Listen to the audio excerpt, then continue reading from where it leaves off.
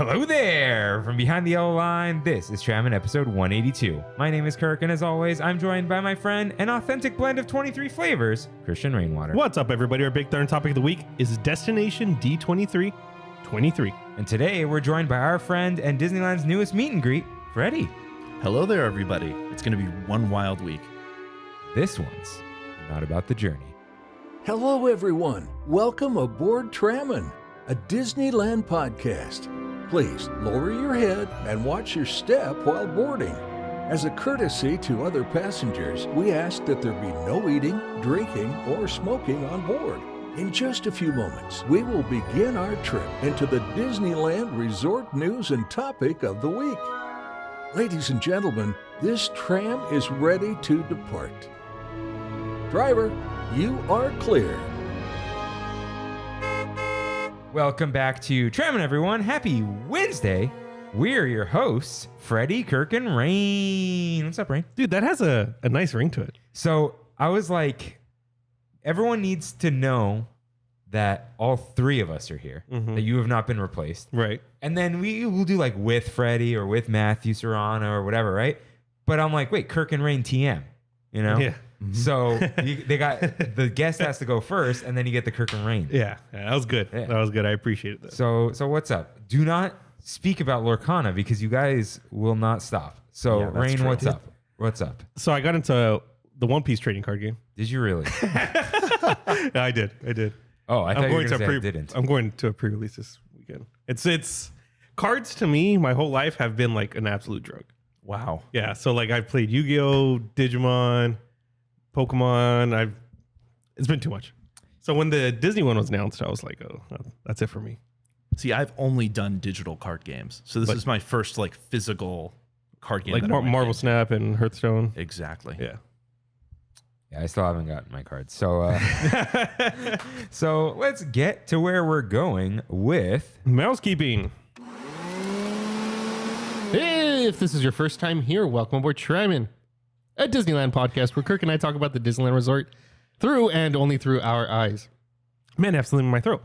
To catch up on jokes, references, context, and backstory, check out our lore page on trammin.com/lore. For our recommendations for Disneyland, DCA, and more, check out trammin.com/rex. If you enjoy the show, like, subscribe, comment, and review us wherever you can, including Spotify, Apple Podcasts, and of course, my favorite, YouTube. For a visual guide of the show, follow at Trammin Podcast on Instagram. And to write into the show, head to trammin.com/ask. If you use Discord and would like access to our server, just let us know. And you can find all these links and lore on trammin.com. Yes, you can. So, no, see, I'm so used to this. Oh, So yeah. we've moved. We moved on from that. Yeah. So let's get in some news.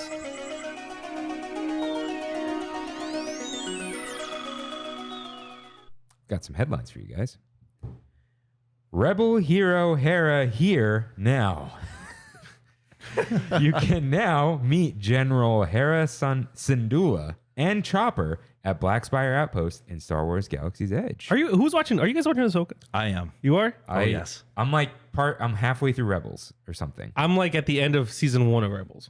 So you're watching Rebels before you get into Ahsoka, Right. correct? I wasn't like a lot of these things you can watch the recap video, blah, blah, blah. And then I saw the first trailer. I'm like, oh, it's everyone from Rebels. Yes. Yeah. So it's Rebels 2, Yeah. live action boogaloo. It's like Dave Filoni's like, this is what I've been wanting to do. Yes. Yeah. Yeah. So this is cool. Yeah, it's cool. You know what I always find really funny? It's like the press releases are always trying to be really official. So they say their last name. And I'm like, listen, man, no one knows. It's just Hera. All right. Yeah. So that's cool. More meet and greets. We'll be getting into more meet and greets. I saw Chopper was like the representative at Destination D23 Yes. He was there instead of because any all of the cast. SAG actors, right? Like, no, just I mean, character actors are separate union. no. But to promote Ahsoka the show. Oh, Ahsoka. I thought Yes. for this. I'm No. like, To what? promote Ahsoka, he was the representative. That's pretty funny. Yeah. It's who they had. Yeah. But with Hera and Chopper, it's like Galaxy's Edge has officially entered its Avengers Campus era. It's like no matter where you're standing, it's like you see characters everywhere at this point. Got it. It's pretty impressive. Yeah, that's good. Except anytime any of these are out, Kylo's like hidden away, right? Yeah, he's in Because his of own continuity? Pretty much. They- Yeah. So they said that I remember we read it here during Star Wars Celebration. It was something like, while you may be able to live out different Star Wars timelines and stories, the characters in Galaxy's Edge cannot. Got it. So it's like the canon is they all visited Black Spire Outpost at some point, but not at the same time, except Mando and Boba. So we're Fett. time traveling. Yes. We are the time Yeah. travelers because we can create our own Star Wars story, Rain, That's right. with the data pad What's and interesting? Magic Band. What's interesting is through Ahsoka, they're almost setting up how Galaxy's Edge can work. It's pretty much we are in the world between worlds and just peering in at different stories at different times when you're in Galaxy's Edge. So Dave Filoni's setting up the mechanics by which you will understand why Galaxy's Edge works. So Galaxy's Edge is Fortnite. Yes. Yeah, there we go. That's a good There's way to- actually Aren't they toys in Fortnite? No. So Fortnite is the multiverse hub world, and the reason Spider-Man and Goku can have AK-47s is you are actually some like shadow thing, and you can put on their likeness. Got it. But they are not that character. I thought they were toys. No. Okay. Yeah, you're like some weird character that can be other characters. Got it. There's a word for it that I don't know because I don't play Fortnite. I just realized I have that shirt. Yeah, dude, the Target special. Yeah. Okay. Next headline: 31 Nights, 2 Nightums. So, Freeform, which is ABC Family, Yeah, that was a weird rebrand when they did that a few years back. has some food. So you can at the parks. I don't know where. They didn't say where, but you can celebrate hashtag 31 Nights of Halloween at Disney California Adventure Park with 2 exclusive new snacks. First up, the spicy beef and pepper jack cheese corn dog, which is drizzled with blackberry sauce and topped with pickled serranos, and a candy apple churro, which is a green apple sugar topped with black candy applesauce. So the corn dog is going to be available at Castle. Corn Dog Castle. Corn Dog Castle only, right? This might be near the Sunglass Hut, the churros. I don't know. Yeah. Okay. They didn't say it. This was only on an Instagram post. Wow. Okay. Yeah. All right. Rain, will you be trying any of these? The corn dog, probably. Freddy? Maybe, but I don't know if I'm going to be able to catch any of the exclusive food offerings involved with Oogie Boogie Bash. I don't have tickets. Ooh. Oh wait, these are Oogie Boogie only. No. No, but still, it's that type of a vibe. Yeah. All right. Next headline. You shall not pass again. Magic Keys, once again available for renewal only. This is temporary. It's The Inspire just sold out, right? Yeah, it'll come back. It's just Halloween, no blackouts, everyone's in, and then some will expire, and here we go. I'm saying this is the new peak season for Disneyland. This October, November, December, I feel like is Over summer. over summer. Yeah, I feel like summer's almost kind of dead in It's comparison, too hot. Yeah. and a lot of keys are blacked out. Yeah, So but yeah, it's so hot. There was 1 week where pretty much everyone was not vacationing to the resorts, and at the same time, everyone was going back to school. And so that was the week where everyone on social media was posting, like, the parks are dead. Like, there's no one here. I'd be like, is it the dead season? The week after was the first day where they dropped the 0 tier ticket, and the parks were flooded. Yeah, 0 tier is the cheapest, right? Yes. Yeah, or the Bob Iger ticket. Yeah, so parks are busy, so it goes. Next headline. It's settled then. The Magic Key lawsuit. Terms of settlement have been revealed. I believe it's done. It's pending some sort of approval, but it's done. Settled for $9.5 million. I said Disney would settle for 10. yeah, that's close. So here we go. You were close.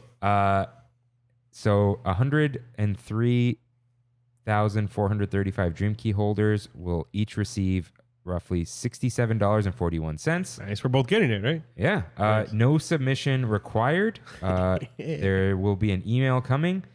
No one spoke about, I think, the greatest thing we've learned here. There are 103,000 Dream Key holders. Seriously. Yeah. So does that mean that's about the number for each key? 100,000?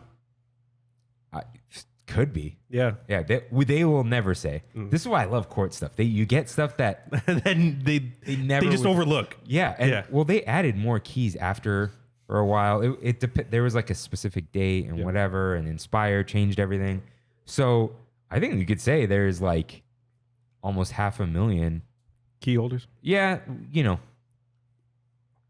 Yeah, actually, because the other ones don't sell out immediately. No. And I imagine that the Imagine Key probably they sell more of those. You think so? Yeah, because it doesn't crowd the parks. So theoretically, they could sell 150,000 of those, 200,000. It doesn't, but this is giving us a lot of information. Because if I asked you how many pass holders are there, you'd have no idea. No clue. I probably would have said like 15,000. Like per key. Okay, the Per key. reason I thought it's way higher than you could possibly think is you just run into random people constantly and they have a pass. Yeah. So it's just like everyone's got one.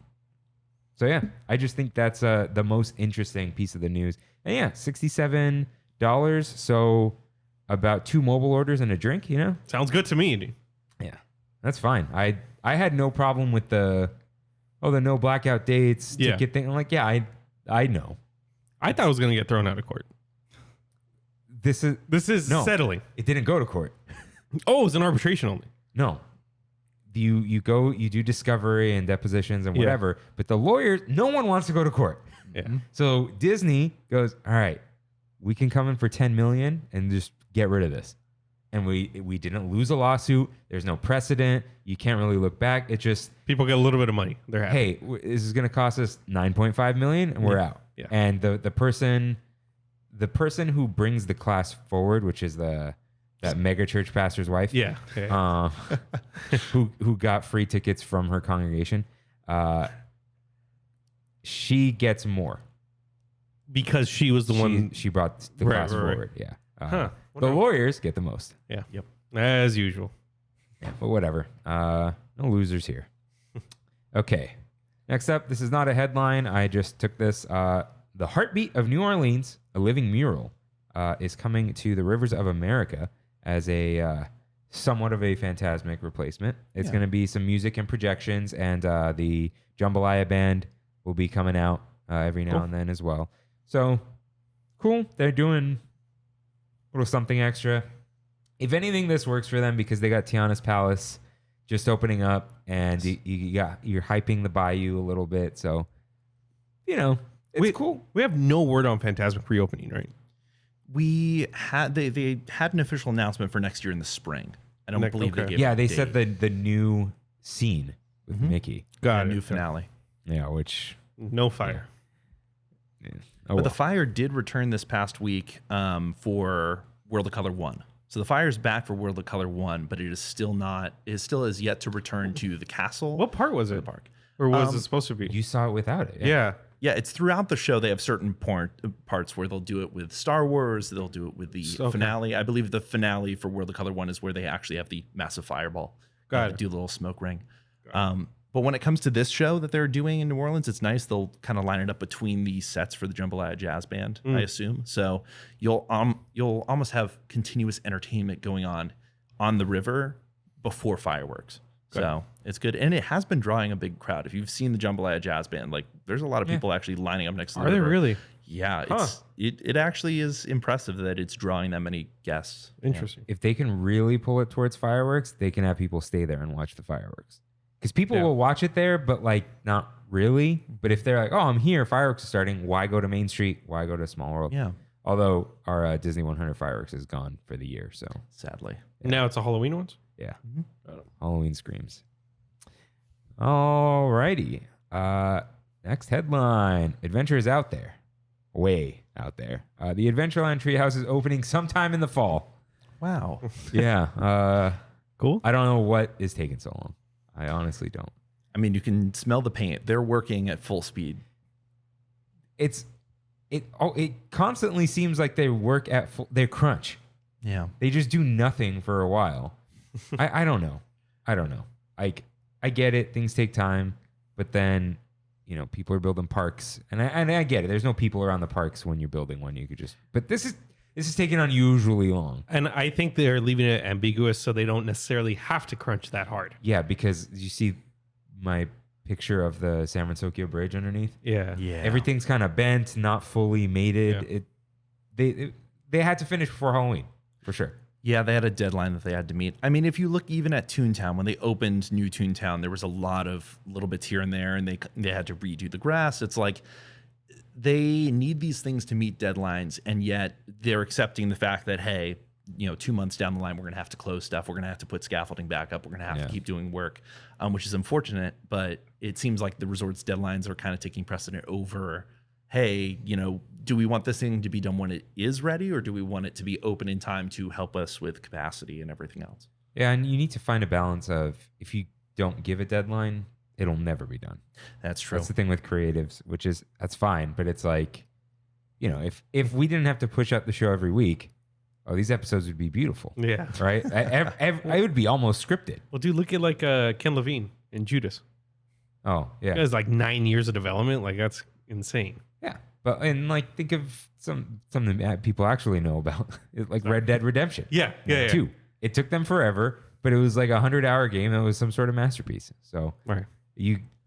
Some places you can afford to not have a deadline, but when there's guests and whatever, it's like, you gotta take these walls down eventually. I'm more excited about how this is going to impact Pirates of the Caribbean, because that back queue has not been used for the past almost 2 years. You're Pirates. right. So, that sort of right side of the treehouse, yeah. it used to be the extended queue for Pirates, and it used to be a lot of rock work too. So I'm wondering how much of that has been reconfigured to help with capacity at Pirates. Yeah, because right now the left is actually shorter in a way. Dramatically shorter. Like shorter than the right. I noticed that, which this is past crazy. weekend. Not crazy. That sounds stupid for me to say it's crazy. But You're supposed to go to the right, so it's shorter. Mm-hmm. That's how it used to be, and now it's the left is always shorter because they're never using the extended queue. That'd be great. Yeah. People will know, and they'll go to the left. And then we get our little small wins back. We still haven't done that episode. I totally forgot. Which one? The loss of small wins. Don't remember. I think we brought it up on Wandering in Disney. He's got a new episode out. We were on there once. He does. Go check him out. All right. And next headline. I didn't actually come up with a headline. We'll call this one a Hispanic headline. So, Foodie Guide to Hispanic and Latin American Heritage Month 2023. So Christian with a K was unhappy about this because it was like a half. It's a halfway to a foodie guide. Yeah. You know what half word I'm trying to say, everyone. So I went through and I picked out all the new things or the interesting things. A lot of the stuff's already available, but is newish. So we're going to go through that right now. So the pretzels near Big Thunder Mountain Railroad, available September 15th through October 15th, will have the guava and cheese pretzel, which is the sweet cream cheese pretzel dusted with cinnamon and sugar, served with a side of guava dipping sauce. So I just really love this bullet point that they wrote down. Guava is a very nostalgic fruit. Nostalgic fruit, everyone, in Mexico. It is used in many recipes like ponche, raspados, and tamales. It is a huge staple during the holiday season, as it is one of the country's most popular fruits. Have you ever had ponche? No, that's the thing that Brandy's Brandy's grandma makes every year. Yeah, I put whiskey in it. It's hardcore, man. But this seems to just be the guava dipping sauce from the churros that they had. It's like guava cream cheese. Dude, they're doing this to hold people out for Portos. I mean, right? No, they're just guava's probably really cheap. You think so? And you know what? I would say people's palates have evolved a little bit. They're more adventurous, so that's fine. Rancho del Zocalo has the mole half chicken plate, which is a fire roasted half chicken topped with a smoky, savory mole sauce, served with rice and beans. This is new. So this is interesting. It's available September 15th and October 15th. Yeah, that's a typo, dude. You sure? Yeah, it has to be a typo. They're only doing it 2 days. I think those are those Fridays? Oh, no, those are Thursdays. Yeah, it might be a typo.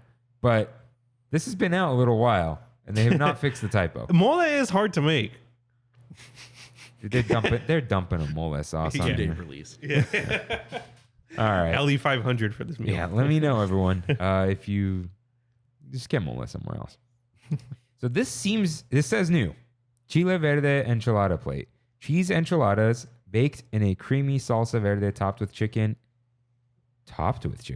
and served with rice and beans. Yeah. This is enchilada suiza, right? Yeah. It's going to be. Yeah, sure. Yeah, because when you're when it's stuffed with cheese. It's not. It's enchilada suiza. This is with It chicken. is stuffed with cheese. Oh, No, it's chicken cheese and on chicken. top. Yeah. That's I don't weird. know. Yeah. I just love the name enchilada suiza because it's Swiss for cheese. Yeah. Which most of the time they use mozzarella with. No, it's like Yeah. the Swiss do this. Yeah. But anyways, okay, guava, agua. Okay, see, switching the accent, agua fresca with guayaba. Refreshing guava water served with a slice of fresh pineapple, non-alcoholic, currently available, but it is new. And horchata cold brew. It says new. Seems like they've changed it. It's iced horchata mixed with café de olla cold brew. That's the new part, the café de olla. Café de olla is just cinnamon coffee, right? It's made with the piloncillo. But it's like, It's cinnamon coffee. but it's really sweet. Yeah, Because you can have cinnamon and still be unsweet. It's really sweet. yeah. Café de olla. Like the Nescafe Café de olla. Yeah. Just says put 2 spoons of the coffee and 2 spoons of sugar. Yeah. Cucharaditas. That's what it says. It really says it? Yeah, 2 little spoons of sugar. Yeah. Okay. Sounds good though. I might try. Probably not. And Stage Door Cafe has the prettiest looking thing. A September 15th through October 15th, cinnamon chocolate Mexican sweetbread funnel cake. Classic funnel cake drizzled with cinnamon chocolate sauce, whipped topping, and Mexican sweetbread. That is a concha, everyone. Yeah. Pan dulce for some of you. So, yeah, it looks cool. I think eating that is going to be stupid. Yeah. Bread on top of funnel cake. I just realized, Yeah. does concha mean conch? Yeah, like shell. I never put that two It and two looks together. like a shell. That's why I started Yeah. thinking about it right now. Right now. Right now in this very Okay. moment. See, I'm saying that yes, as if I know. I just always assume that. I never. A concha's a concha to me. I don't, There you go. More right? you know. Yeah. If you didn't know that, let us know. All right. Okay. And DCA and the Grand Californian cart items are mentioned in the Plaza de Familia foodie guide. Yes. So it's just like the entire Paradise Garden Grill menu is like, oh, this is for Heritage Month. Like, uh-huh. Yeah. So let's move on to downtown Disney to some interesting things. Ballast Point. This is all these. Okay. Unless otherwise noted, September 15th through October 15th. Ballast Point has the carne asada flatbread, marinated skirt steak, roasted garlic cream sauce, mozzarella, and cheddar jack cheese, garnished with a poblano salsa, shaved radish, and chopped cilantro. This looks good. Yeah, that looks great. Wow. I did Marinated that. skirt steak. That's carne asada. Yeah, Yeah. carne asada. Okay. Beignets Express has a churro flavored glazed beignet with cinnamon sugar. See, this is where you got to go with beignets. I love Fruit Loops on top of things, but we could chill out a little bit. But a beignet with some little sugar dusted on top, that's already what they are. Yeah. So I'm down. And Naples has the pizza salchipapa. It's apparently based off of a dish served in Peru. Neapolitan dough topped with mozzarella cheese, sliced with hot dogs and potato pieces, finished with a drizzle of mayonnaise, ketchup, and Peruvian ají sauce. I'm out. That's a hard out. It's like halfway to Japanese. Okay, Rain. Well, what am I going to do in Japan when I go to Japan? No, not that. Oh. You know the Japanese put mayo and corn on their pizza? Mm-hmm. But then, But it's that Kewpie. no. But then in Peru, what's the fries. Oh, pollo or saltado, the lomo saltado. Yeah, that's based off of like an Asian dish or something, right? Is it? Well, there's a lot of Japanese in So Peru. is this where the mayo's coming from? Did the Ah. Japanese bring mayo to Peru? Maybe. I'm not being silly. I would like to know, but I'm going to forget after this. So, Tortilla Joe's has crujientes gorditas de chicharrón prensado. That's AP Spanish right there. I don't know what any of those mean. Neither do I. All right. This serving for 2 consists of 2 corn crispy gorditas stuffed with refried black beans, chicharrón and salsa verde, sheared cabbage slaw, queso fresco, and sour cream. Interesting. Crujientes? Don't know what that is. It must be like stuffed It's just stuffed gorditas. Yeah. A gordita is imagine a pita pocket, but with masa, right? But yeah, you're right. Yeah, I'm thinking of a sopa. Yeah, sopa is the Yeah, flatbread. with pretty masa. much. Yeah. Okay. Did you see? It was probably a TikTok. I don't know. I saw it on Instagram. A girl who thinks she invented a tostada. No. She's like, guys, save time and calories on your tacos.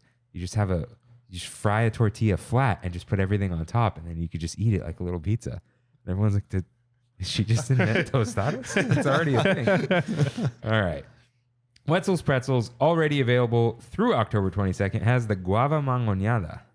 Twist on the classic treat. This drink is a handcrafted mango and guava slushy mixed with swirls of sweet and tangy chamoy, topped with real fruit mango puree and a sprinkle of chili lime seasoning. And there are some previously mentioned novelties. Does it really available say that? throughout the resort? No, I put that. Oh, okay. Yeah. I was like, whoa. Yeah. Okay.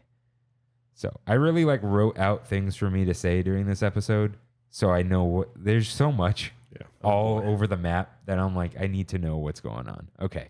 So Rain and listeners, it's time for your right, in which members of the Tram fam write in with corrections and comments, just like you can at trammin.com/ask. Rain, cue up that corrections music, please.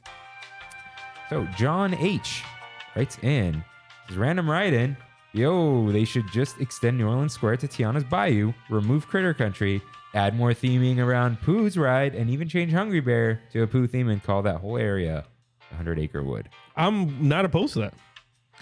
I would you like think, Freddy? 100 Acre Wood there. Because Tiana's is officially Critter Country. Yes. So- And right now the issue is that Tiana's entrance is going to be directly across from Hungry Bear Restaurant. Yeah. It's going to be to the right of where the Briar Patch gift shop is. So they've moved it into where the Fast Pass Yeah. kiosk is. Which That's is where why the we're getting the entrance- Haunted Mansion Yes.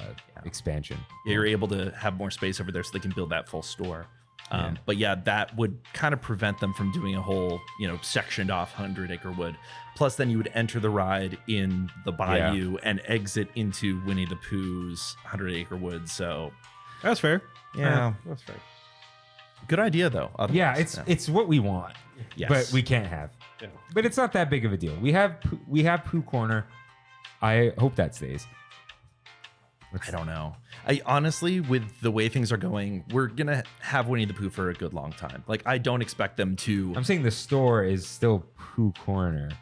Is Briar Patch just going to be a Tiana thing? You know what I I mean? could see Briar Patch being Tiana's, especially when it's right before you enter the ride. It's here, buy your gifts before you go on your adventure. Yeah, and how much Tiana merch could you have? And we have the Chic Boutique. yes. So I think Pooh Corner is safe for now. Hopefully. For now, Yeah. yeah. Hopefully. My favorite store. Me For too, sure. dude. All right. Thank you for writing in, John. Christian with the K writes in, I would like to clarify that praline yams are a side dish, not a dessert, but I probably misunderstood you. Yeah, we misspoke. It's just the sweet yam thing. Yeah. Yeah. Freddy, it's does your Thanksgiving. family have the yams with the marshmallows? No. No. Does anyone have this? I've had it. Where? Thanksgiving. Your own home? Hard pass. Okay. Yeah. Thank you for writing in. And Taylor H writes in, what's up, guys? So happy you ventured over to 2145 in Costa Mesa. It's down the street from where we moved, and it's the first place we ate at when we moved to Orange County. I can't wait to try your Rex, especially that horchata tiramisu. They used to have this pizza that was like a pear feta gorgonzola prosciutto, candied walnuts, that we agreed was one of the best pizzas we've had in a long time. Come and eat more in Costa Mesa. We obviously love it here. I think they do still have that. If it's not pear, it's like fig. But I like those. Have you ever had that kind of pizza? Yeah. I've had that. I had that at Naples. Yeah, it's a thing. Yeah. It's good. Good. Yeah. Thank you for writing in. And that's all we got for you, right? Wonderful. Nice little Dude, this is great.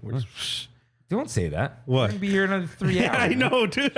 We're about to hit a brick wall, okay? Okay. Yeah, I'm already planning my bathroom break at Country Bear. So- you guys keep going on that one. All right. This here's our Big Thunder topic of the week.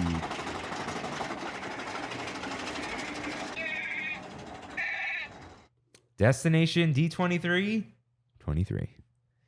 So let's start at our parks so you guys don't leave. Wait, so what is this destination D23 before?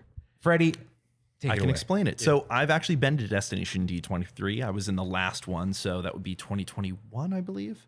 And it's essentially a smaller cousin to the main D23 Expo that we have here in Anaheim. And this one takes place in Florida, right? In Florida, in the convention center of the Contemporary Hotel. Okay. So it's much more Florida-based and focused convention, and often caters to like a smaller group of fans. If you buy a ticket to Destination Destination D23, it actually guarantees that you get into the main hall. So when you go to normal Destination D23, you're staying up at 1 a.m. trying to get into the main hall to experience the panels.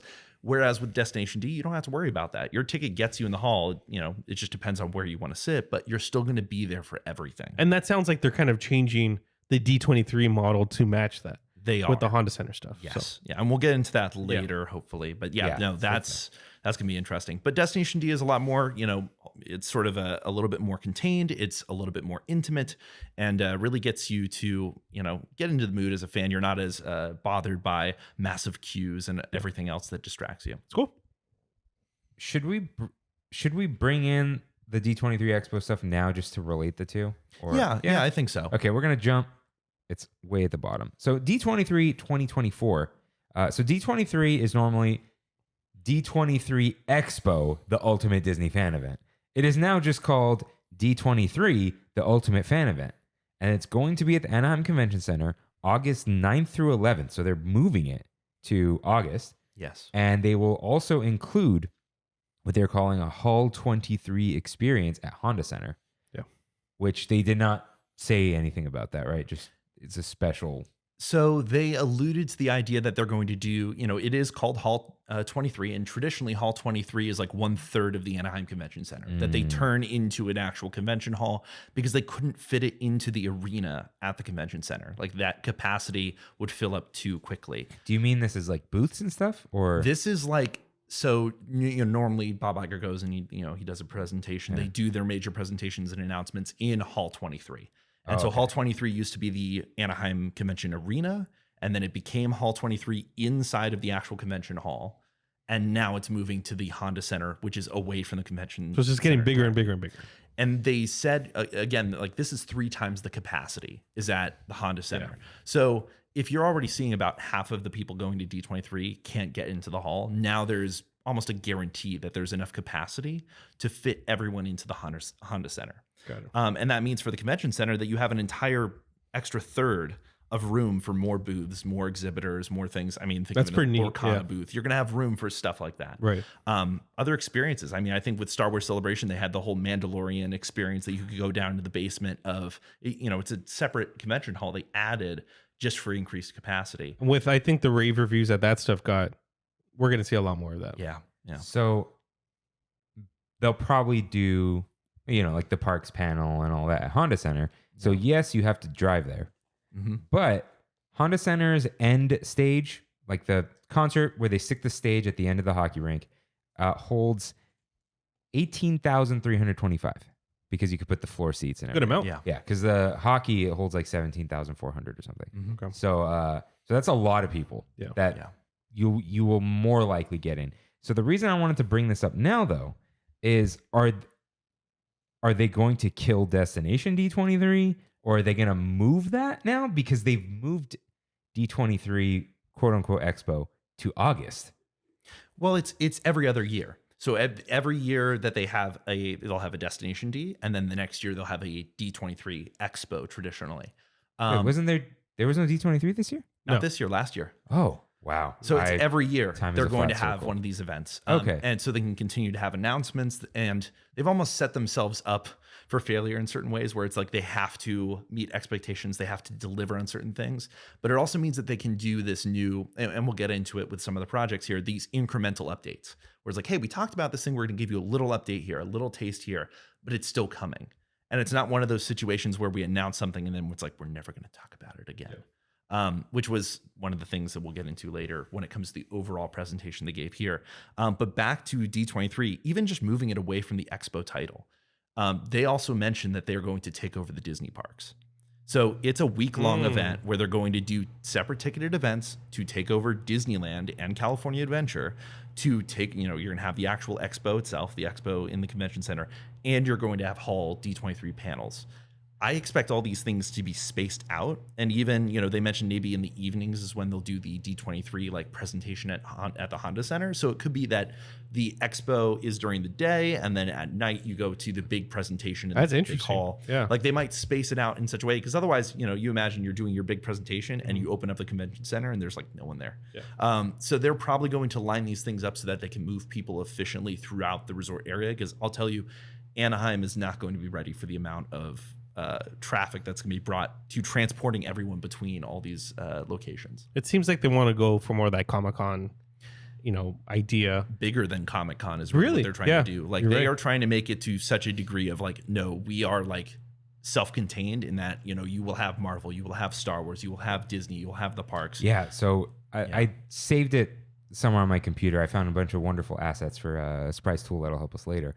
And they put basically all the logos from Disney Plus underneath. Star Wars, Marvel, Disney, and Nat Geo is in there. Yeah. So yeah, they'll put everything there.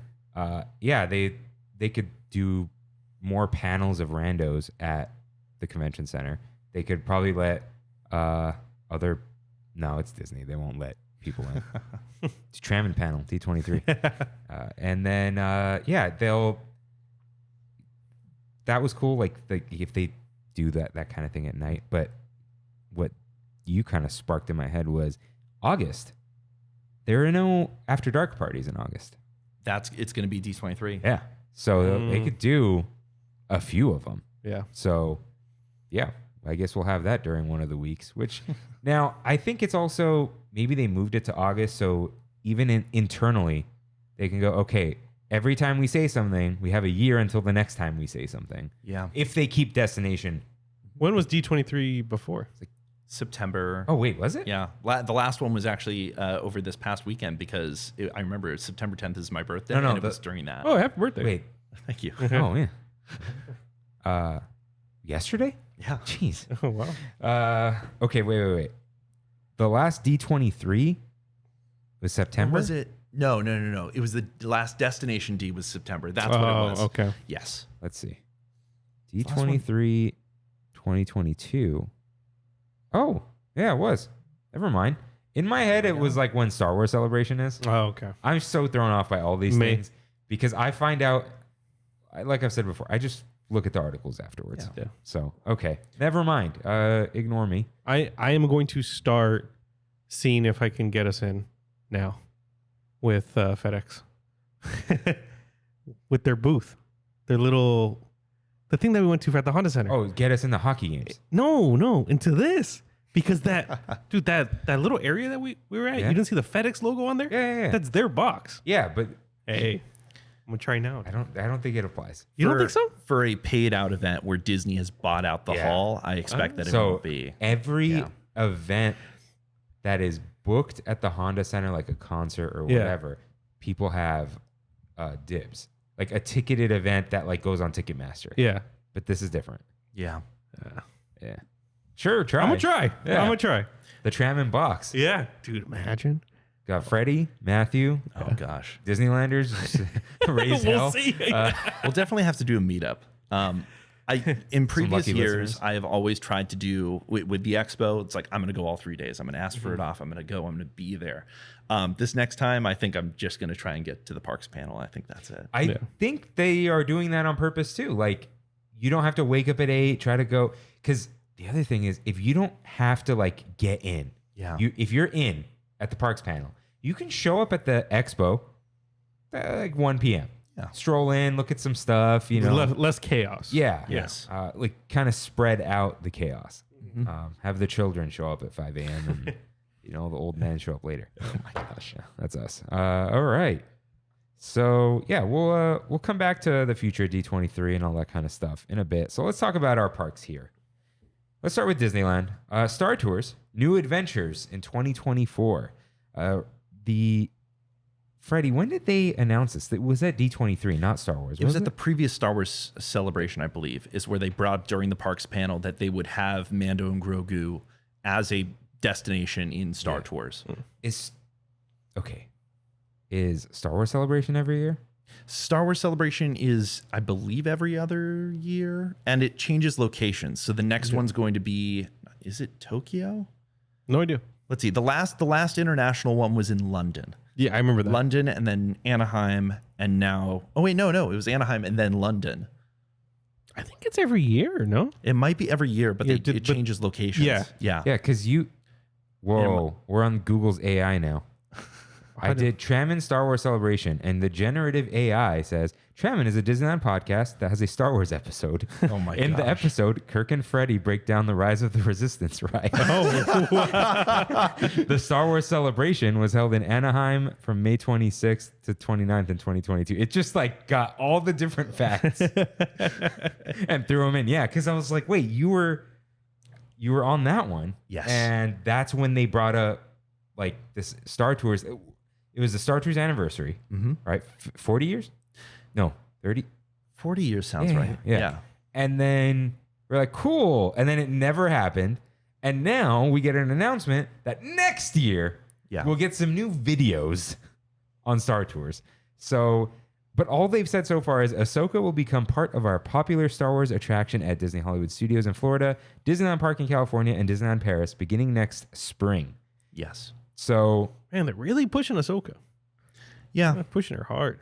yeah. I mean, she's very popular in the parks right now. Like the meet and greet, the character is doing really well. The show it's interesting because I think so many people like sort of hit those early episodes and were like, oh yeah, I should have watched Rebels for this. Yeah. But I will say, without saying spoilers, by the time you're reaching episode 4, it's like it's half and half. And when they're explaining things, it is definitely this thing happened previously, like, and we're going to talk about that. So you don't, even if you haven't watched Rebels or you haven't watched Rebels recently, the characters reference things in the past and not in a way that dissuades you as, oh, I didn't watch that, so I got to do a catch little up. exposition, like Yeah. Well, and Ahsoka's a character that, many people have encountered through different avenues. Either they watched Clone Wars or they watched Rebels or now just watched Mandalorian and we're introduced to the character through that.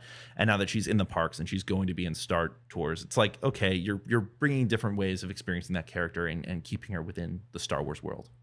Yeah, this is like, for me, it's just this trend we're gonna see, like this very small thing that we would probably be more excited about if it wasn't a small thing that was still thrown out into the future. Like, because it's Like if it was just dropped. like, again, I know it takes work and whatever, but it's Star Tours, which is a motion sim with a 3D video that's completely CG.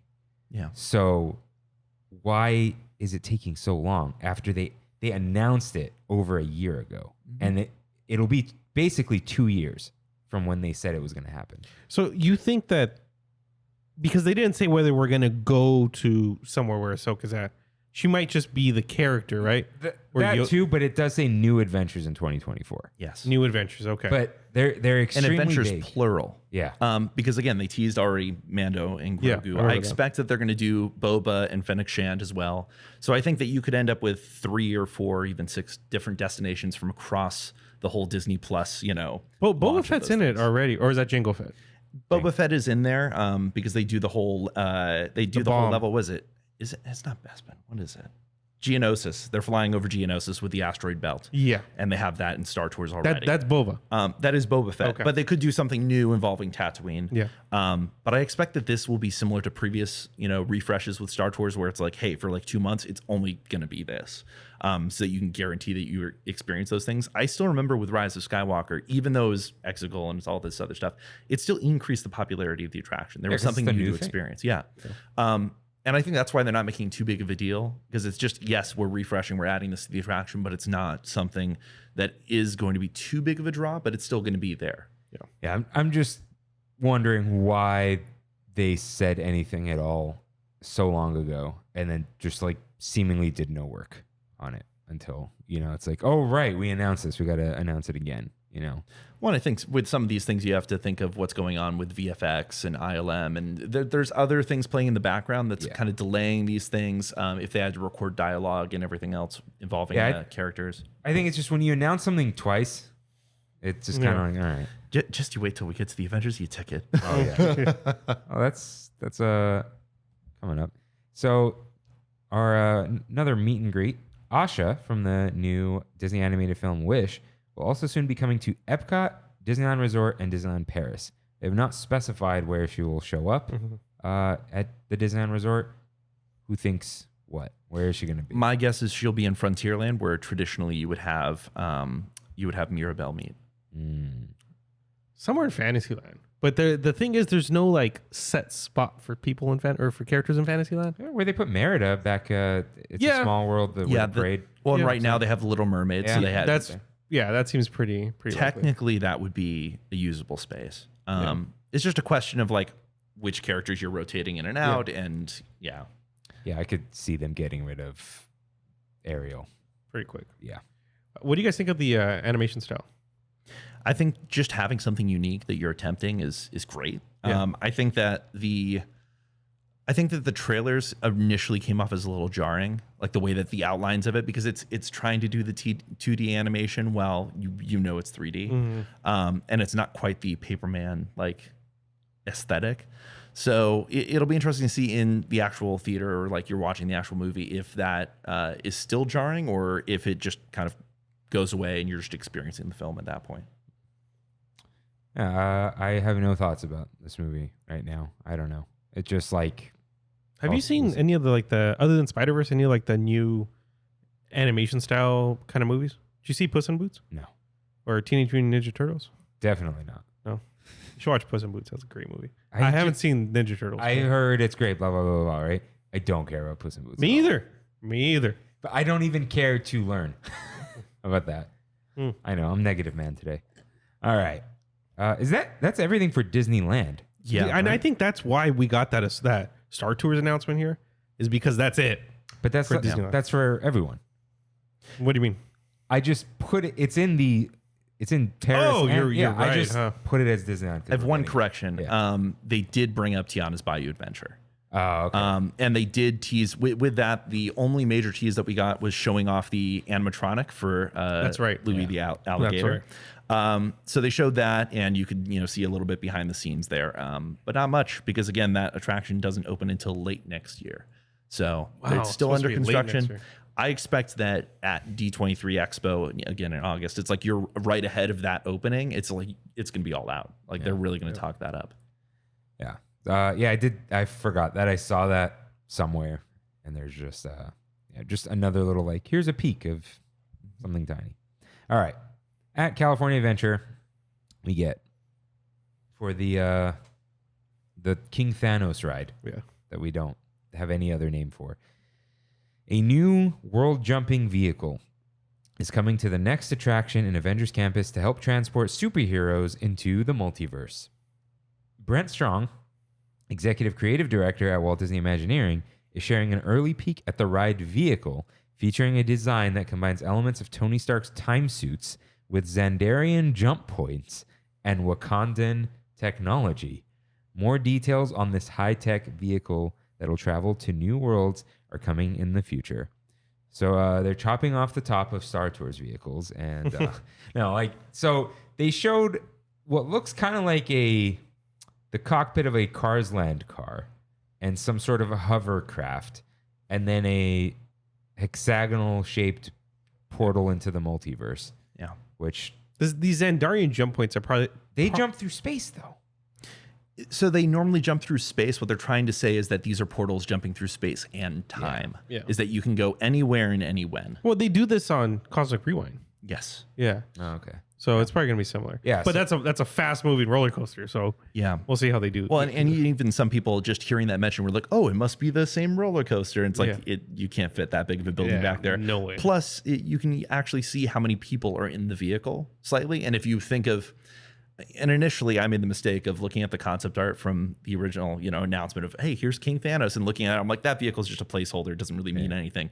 Actually, it clearly does mean something. Like that actually is probably indicative of what the vehicle is going to be, which then you look at how many people are in that, and it lines up pretty well with what they're doing for Tokyo with Peter Pan. Yeah, that's what it's almost the same ride vehicle. It is. Again, the high walls on either side. It's very similar when people think of Transformers, that they think of the scoop ride system that Universal does. Spider-Man. Yeah. This is Disney's version, essentially. Right. Is clearly what they're doing. But I don't entirely know if will it have a motion base, will it not? It's probably going to be trackless at certain points. But they've already mentioned how the Peter Pan system, you fly.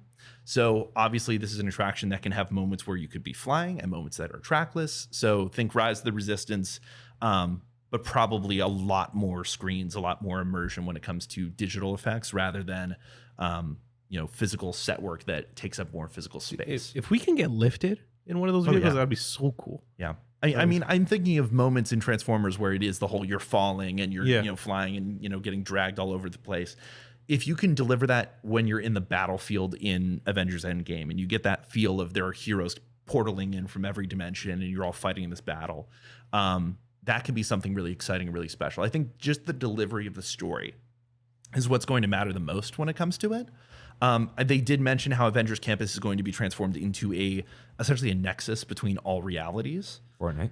So again, but it is that type of thing where it's like, okay, sure, we've been introducing all these heroes, but also kind of trying to excuse how they can all be here in one place. Right. And now it's going to be like, think of this part of the multiverse, think of this Earth, this Avengers Campus as like Avengers World. It's like everyone's a hero, everyone's becoming an Avenger.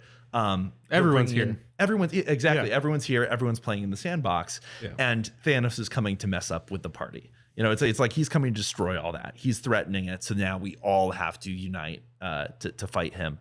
I really feel bad that we're not getting the Quinjet concept, the idea of that thing blowing up and you have to eject out of it, but the idea that you can be portaling in through different places, it's like, we can go in and now we're in Wakanda and now we're here and now we're there. It's like, that could be really exciting, especially with that randomization element that they talked about, how it's like every time you go on, there could be different heroes and different villains. And now maybe you're in a different location.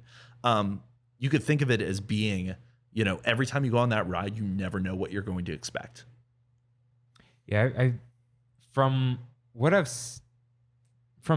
knowing how much space there is and what they've kind of mentioned about the story and the vehicle and whatever, it seems like maybe there is like not pre-show, but like a pre-main, like before you get to the meat and potatoes, a little appetizer, the vehicle moving around, whatever. And then you go somewhere into kind of maybe like a Soarin' style theater. So you're saying like the Mummy? No. Like, okay. Not roller coaster. No, like the Millennium Falcon. Look, immersion break here. The Millennium Falcon is surrounded by a projection screen. Yes. So imagine you get there from somewhere else, but it doesn't look like you've shown up into a theater. Got it. Because there's only so much room. It doesn't sound like it's going to be you sit down in a motion sim and that's it. At least I hope not. So maybe it's a little bit of we're going to complicate this a little bit. Yeah. So it's going to break down all the time. But we'll move you around and then you go here and move around somewhere else. It's almost like you load up in the vehicle already. Or like, yes. Yeah. Or, like imagine the vehicle moving into like the underwater scene in Mickey and Minnie's, like multiple times maybe. And then you jump again and whatever. So yeah. When I can see you're starting out and you're in the Avengers headquarters and all these vehicles are, loading you up, and then you go into a Quinjet and then you fly and then you get shot down or whatever it is, or you just go into a portal. Yeah. And now you're in this other location. Now you're in this other location. You just keep portaling. And some of those things could be practical. I mean, you can see with Cosmic Rewind, it's like they can pull up these effects off. They can do things that are digital and practical and intermix. It'll just be fascinating to see what they're going to move forward with. It is interesting to see this is very clearly involved with Marvel Studios more than previous attempts. So we're sorry to cut you off, Freddy, but Scott Gustin just tweeted, the Avengers Campus attraction planned for Disneyland Resort will feature physical worlds that will be brought to life with a blend of large-scale built environments and immersive media, according to a new Instagram post by Walt Disney Imagineering. Wow. Yeah. He goes on and says, Disney previously revealed the ride vehicle is inspired by Tony Stark's time suits, Xandarian jump points, and the Wakanda technology to transport heroes to remote worlds in a matter of moments. It combines portal technology and flight capabilities to maneuver through the skies. That's what we were just saying. Okay. Yeah. So if they're practical, you're going to be going to the same places a few times. That would allude to that. So you're probably just going to one after another enter these little theaters, and some flight and projection is going to happen, and then you're going to go to the next one and the next one. So you just have multiple scenes, and if you do it that way, the ride can keep loading and going and going, or you can do it multiple times. Yeah, So it's almost like a Back to the Future vehicle. It very much reminds me, like the moment they announced this, I'm like, this is the Avengers DeLorean. That is literally what this is. It is load up into the Avengers DeLorean. We're going to go on a wacky adventure. Yeah, it could be cool. I'm glad that they're kind of keeping things a little bit in the shadows. They're this is very similar to when they announced Rise of the Resistance, where they just said that you're gonna have this battle escape ride. We don't really know what's going on. They're keeping this more in the dark, so that way it really is a surprise when it opens. And I expect that it's gonna stay that way for the most part. I mean, you think when they originally announced the Avengers e-ticket, it was like literally, here's the Battle of Wakanda, and here's you in a jetpack, and here's falling. It's like literally they're showing you scene after scene what this ride would look like, versus this has been a very slow tease of all we know is King Thanos, and now we're going through different dimensions. Have they set a date? Like any kind of date? Nothing at all. Okay. But you think that this is the thing that they're focusing us on for Disneyland. It's like, this is the next thing coming to the resort. This is the next big ride. The only thing in between this is Tiana's Bayou Adventure. So this will be the thing after. I think next year, there's two different things going on. It's like D23 is in California, like as the main event. And so Destination D being in Florida, they're not really going to talk about the Disneyland Resort. It doesn't really matter too much. Not to mention this is like this is a little bit away.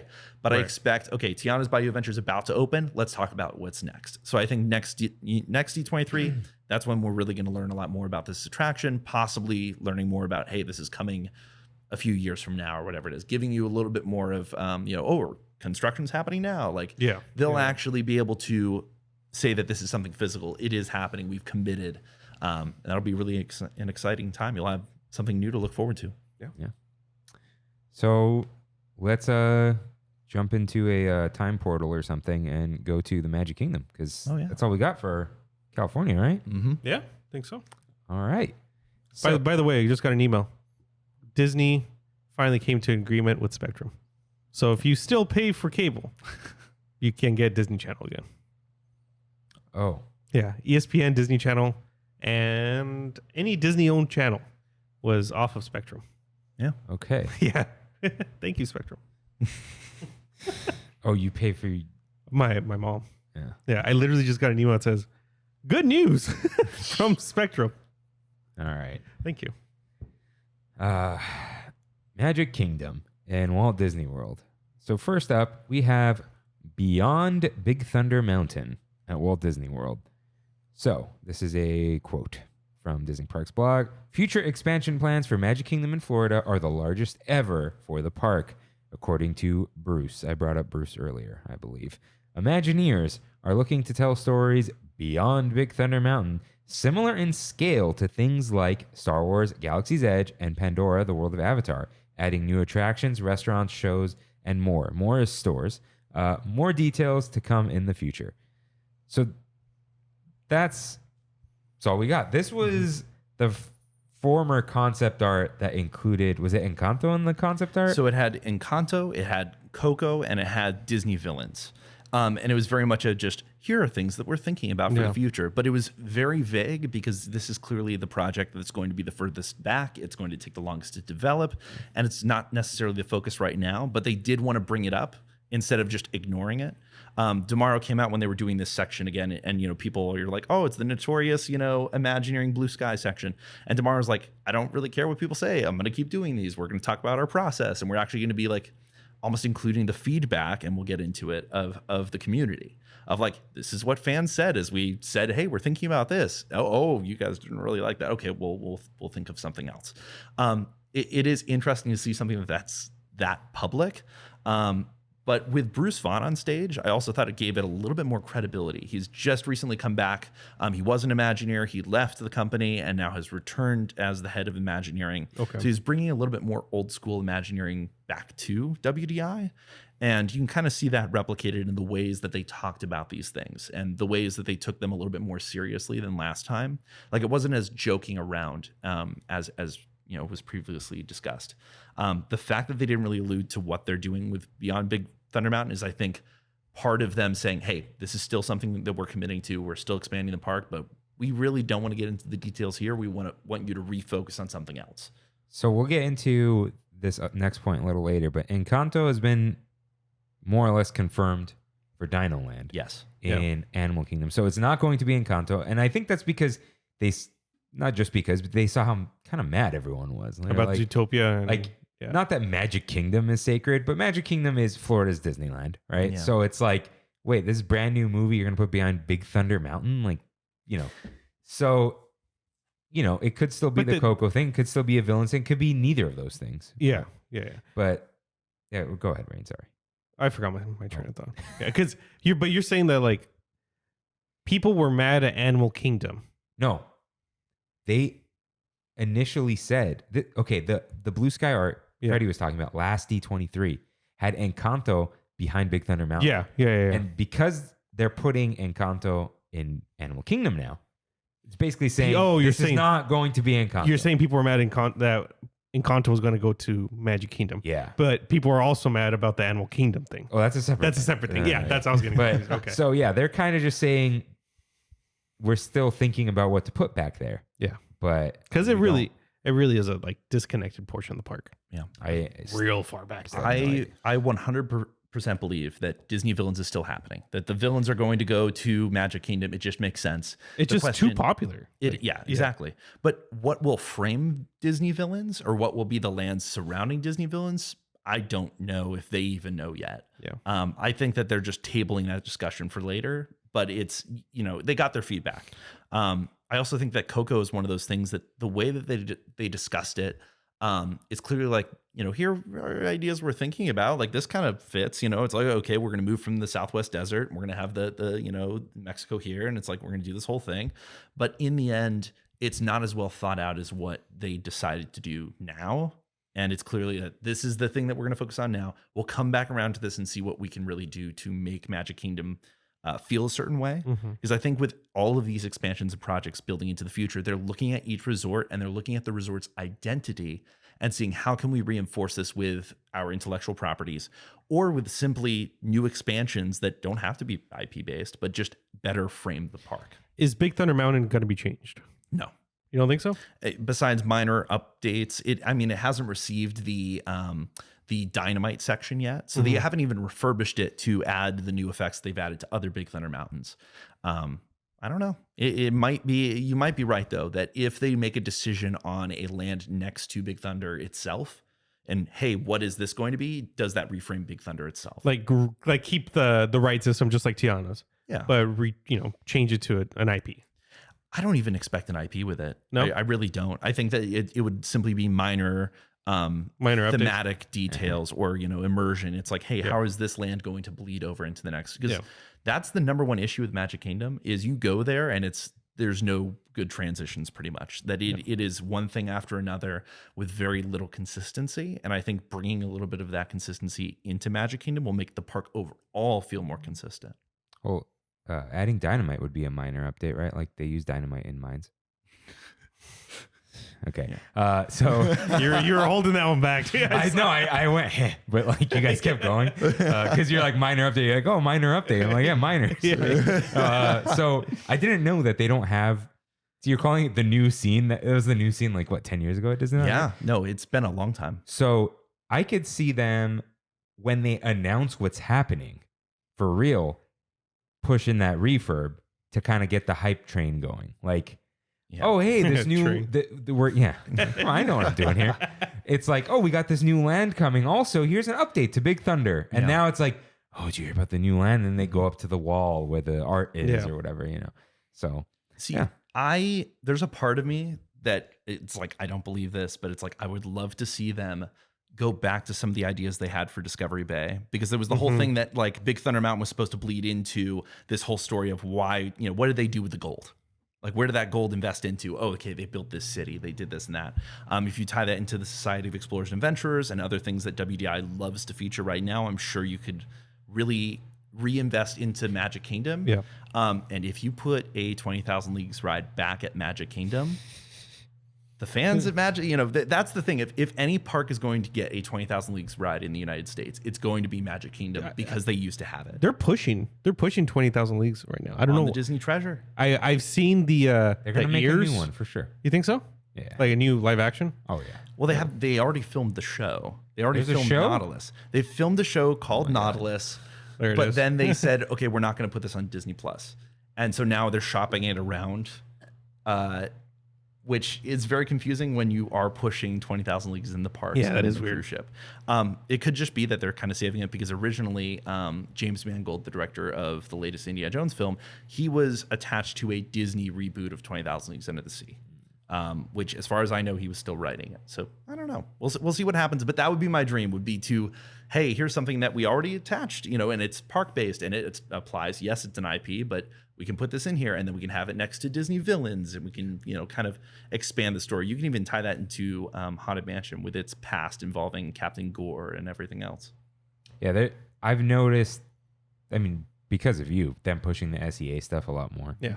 I mean, that's what the Treehouse is. That's what I was going to say. Yeah. Yeah. So, okay, if we're placing bets, Nautilus show, Apple, Sounds about right. I would love to see because that. Actually. they're greasing palms. I think they're With trying Disney? to unload ESPN to Apple, Yeah. and Apple would take it. So, And it's going to be the VR oh exclusive. my god, Oh goodness. Get immersed in 20,000 Leagues. they never said VR. Yeah, they didn't. They do not say Spatial VR. reality. Yeah, spatial reality. Yeah. Okay, so your bet is on villains. Villains is a guarantee. My wish is to see them that- bring in Discovery Bay, bring in 20,000 Leagues as a framing device there to connect between Haunted Mansion with, they even have the Columbia Harbor House. Like they have the nautical elements of Liberty Square, and then you have that wrap around connecting to Big Thunder with its story. That'd be so interesting if they do the villains thing because it's going to be like a direct reaction to the Universal Yes. villain section. Well, everything. I mean, the last time we talked about all of these expansions, it was, I listed out how it's like 1-for-1 with Epic Universe. And I really do think it's one of those things of, hey, we'll see how Epic Universe does. Every time Universal has opened a park, it has been a financial failure. Will this time be different, or will it just, kind of eat its own market share and it won't necessarily bring them too much more profit because the other theme parks will see a reduced attendance? I mean, that's what happened to Disney when they introduced Animal Kingdom. It's like every time you build one of these new parks, everyone who's going to go to the theme park is going to go anyway. So you're only eating up your own market share and not necessarily increasing interest when it comes to general tourism. So we'll see. I think Disney's betting on, hey, we'll wait a little bit. We are planning on investing. We have billions of dollars ready to go, but we'll kind of do it in a drip pattern rather than all at once. Instead of building one big new park, why not add to the parks that already could use increased capacity? So, speaking of adding some things, let's talk about the Country Bear Musical Jamboree. Cool, dude. At Walt Disney World, the Country Bear Jamboree is getting new songs, and the Bears will be performing a new act in 2024. Disney Imagineer Chris Beatty is on stage with Josh and says when the show debuts, the Bears will be reinterpreting favorite Disney songs in different genres of country music. Imagineers are envisioning the new experience as, where are we going? Homage? I'm going homage to the Homage. classic music reviews in Nashville, and they're working with Nashville musicians to get the authentic country sound. Country Bear Jamboree will still have the fun and friendly tone fans enjoy it with the same famous characters like Lovable Trixie, Big Al, and others. All I know about this is they renamed one of the characters possibly because it was like a racist name. Oh, Yeah, it's a racial slur. So we will No not idea. say it no idea. on Trammin, a family-friendly and inclusive podcast. All right. I'm going to go to the bathroom. Cool. And if neither of you two have to go, go ahead. I'll be back very soon because I don't know. You don't care about Country Bears. It's not that. It's like we could stop the show like I'm doing right now, Yeah. talking about going to the bathroom. Yeah. Or we could Nah, just keep going. we'll And keep I'm just, going. We'll I have keep nothing going. to say. All right. All right. And although I did hear, I don't know, there's some bad lyrics in these current ones. Got So it. they're like, you know what? We'll just go with old songs people know. Yeah. So, Burb, have fun, everyone. So what do you think about the Country Bears? So I experienced the Country Bears for the first time a few years ago, Okay. going to Disney World. Yeah. I did not know what to expect, and went in there, and I'm like, "This is hilarious." Yeah, it's awesome. It's old, it's kooky. I didn't expect that I would like it in any form, and then I came out and I was like, I had a smile on my face. I'm like, "This is ridiculous." It's similar to the Tiki Room. Yes. Yeah, like the Yes. experience. I have like a vivid memory of seeing it in Disneyland as a kid. Like, I don't even know what year it closed, but it closed early 2000s. Yeah, because it was 2004 is when they introduced 2003, 2004 is when they had Winnie the Pooh. Yeah. So I have a very vivid memory of going, and I just remember weirdly loving it as a kid, even though I hate country music. Yeah. So, but it's like something about the Country Bears I loved. It kind of reminded me of, which I think it's supposed to, in Goofy movie. Yes. When they go to the possum theme park.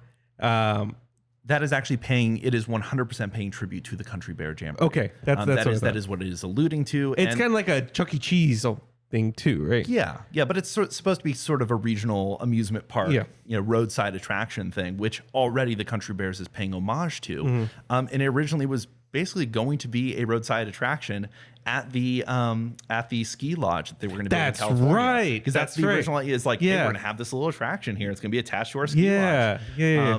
So it's fascinating to see how that story over time and the way that it was incorporated. And now it's one of the only surviving opening day attractions at Magic Kingdom. That's crazy. In its incarnate form. I mean, you even think of Disneyland with the Autopia. Like that's the last, that's one of the, surviving ones. They have a few attractions still.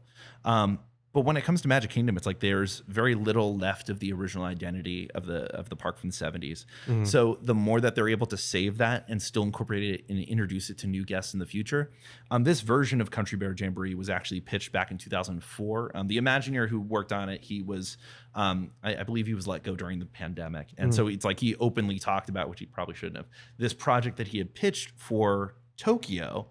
And then after a period of time, they actually brought him in. They were like, hey, can you like rejigger this for Magic Kingdom? And then the pandemic happened. So all projects got put on hold. So you're saying this version where they like use Disney songs? Yes. Okay. So it's been in development for a really long time. Yeah. And Country Bear Jamboree has had different versions. Like they had the Vacation Hoedown, which was the one that was at Disneyland up until its closure. That's right. That's right. And they also had the holiday, like the Christmas version that they would do. So Country Bear Jamboree is no stranger to overlays and refurbishments and change over time. And it's nice to see, okay, we can take this thing that right now might be seen as problematic, but we're still able to find a way to refurbish it and bring it back so that, yes, it can open up to new audiences and kids can still enjoy it. And at the same time, everyone who remembers the Country Bears is going to go back and still have a classic show. They'll get that nostalgic Exactly. hit. Yeah, that's cool. The Magic Kingdom audiences, that's what they're all about. Yeah. Even the 50th anniversary proved that at the time, the company didn't know really what it should market towards. And Disneyland, all of its anniversaries have been incredibly nostalgic and about nostalgia and bringing things back. And Magic Kingdom chose not to do that. And that was clearly a mistake. And now after that, they're doing that clearly. They're like, hey, we're not going to get rid of this attraction. We're going to bring it back in a better form. We're going to make it more inclusive for everyone to enjoy. They'll plus it. Yeah. Yeah. Big fan. Yeah. How was your break? It's great. Nice. Let the record show that I did not poop. Because you know why? You know why I'm saying this? There is the episode with Matthew. We cut it out because we all just went. Yeah. We're like, I'm going to go to the bathroom. You're like, oh, you're going to be a while? I'm like, no, like, I'm just going to go pee real quick. Like I was like, because you're like, should we keep going? I'm like, I don't know. I'll be gone like 3 minutes. Like, I don't know. Oh my gosh. I just wanted to say that on the show. All right. So is the musical a new word in here? Country Bear Musical Jamboree? Yes. Yeah. Okay. Just making sure. But it's always been a musical. Yeah. Musical review, yeah.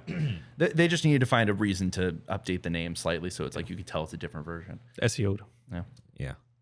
It's like, look, we changed the racism. Oh my gosh. That's why I didn't call it Splash Mountain. If they called it Splash Musical Mountain, maybe maybe the racism's gone. No. Like, and change the ride, not just. You gotta do both. Yeah. Just put a nice sticker up on there. Yeah. It'd be great. Oh man, I have a joke that I'm just not gonna make. Okay, it's not bad. It's not happening here. All right, Pirates Lounge incoming. A new Pirates of the Caribbean themed lounge is coming to Adventureland at Magic Kingdom Park in Florida. The first of its kind experience will extend the story of Pirates of the Caribbean. Imagineers are in the design process now, and more details are coming in the future. This is exciting. Oh, yes. Yeah. Where is this going to go? No idea. There's that like area between Pirates and Jungle Cruise, like right in between them. That's where I'm guessing. I really have no idea. So they already have a building that's called Tortuga's Tavern that's not used? Yeah. Is that what you're talking about? Yeah. Okay, so it's like an utilized space, and now they can actually like commit it to something. That's a strong possibility. Yeah. I just find it interesting that they announced this and didn't announce Tiana's coming to Magic Kingdom, like That is weird. Tiana's Palace. Yeah. Yeah, something like that. I mean, even some of the there's a shot that is 2 stories, I think, or at least that's the concept art. It seems to allude to that it'll be 2-story structure or something like that. That's a fake second story though. Yeah, no, that's some forced that's perspective. not. I don't know. We'll see where they incorporate it. I just love that in Adventureland now it's like you have the Skipper's Canteen. Have you been to Skipper's Canteen? I love Skipper's. That place was awesome. Just going in the back, going in the secret where you could tell like this is a library, a secret door, and now you're in the SEA room, and here's the wall with all the different sea monsters on it. I'm like, this is great. And even having the waiters kind of be in character and stuff, it's super cool. And they did a fantastic job. I love Skipper's Canteen. I can't wait to go back.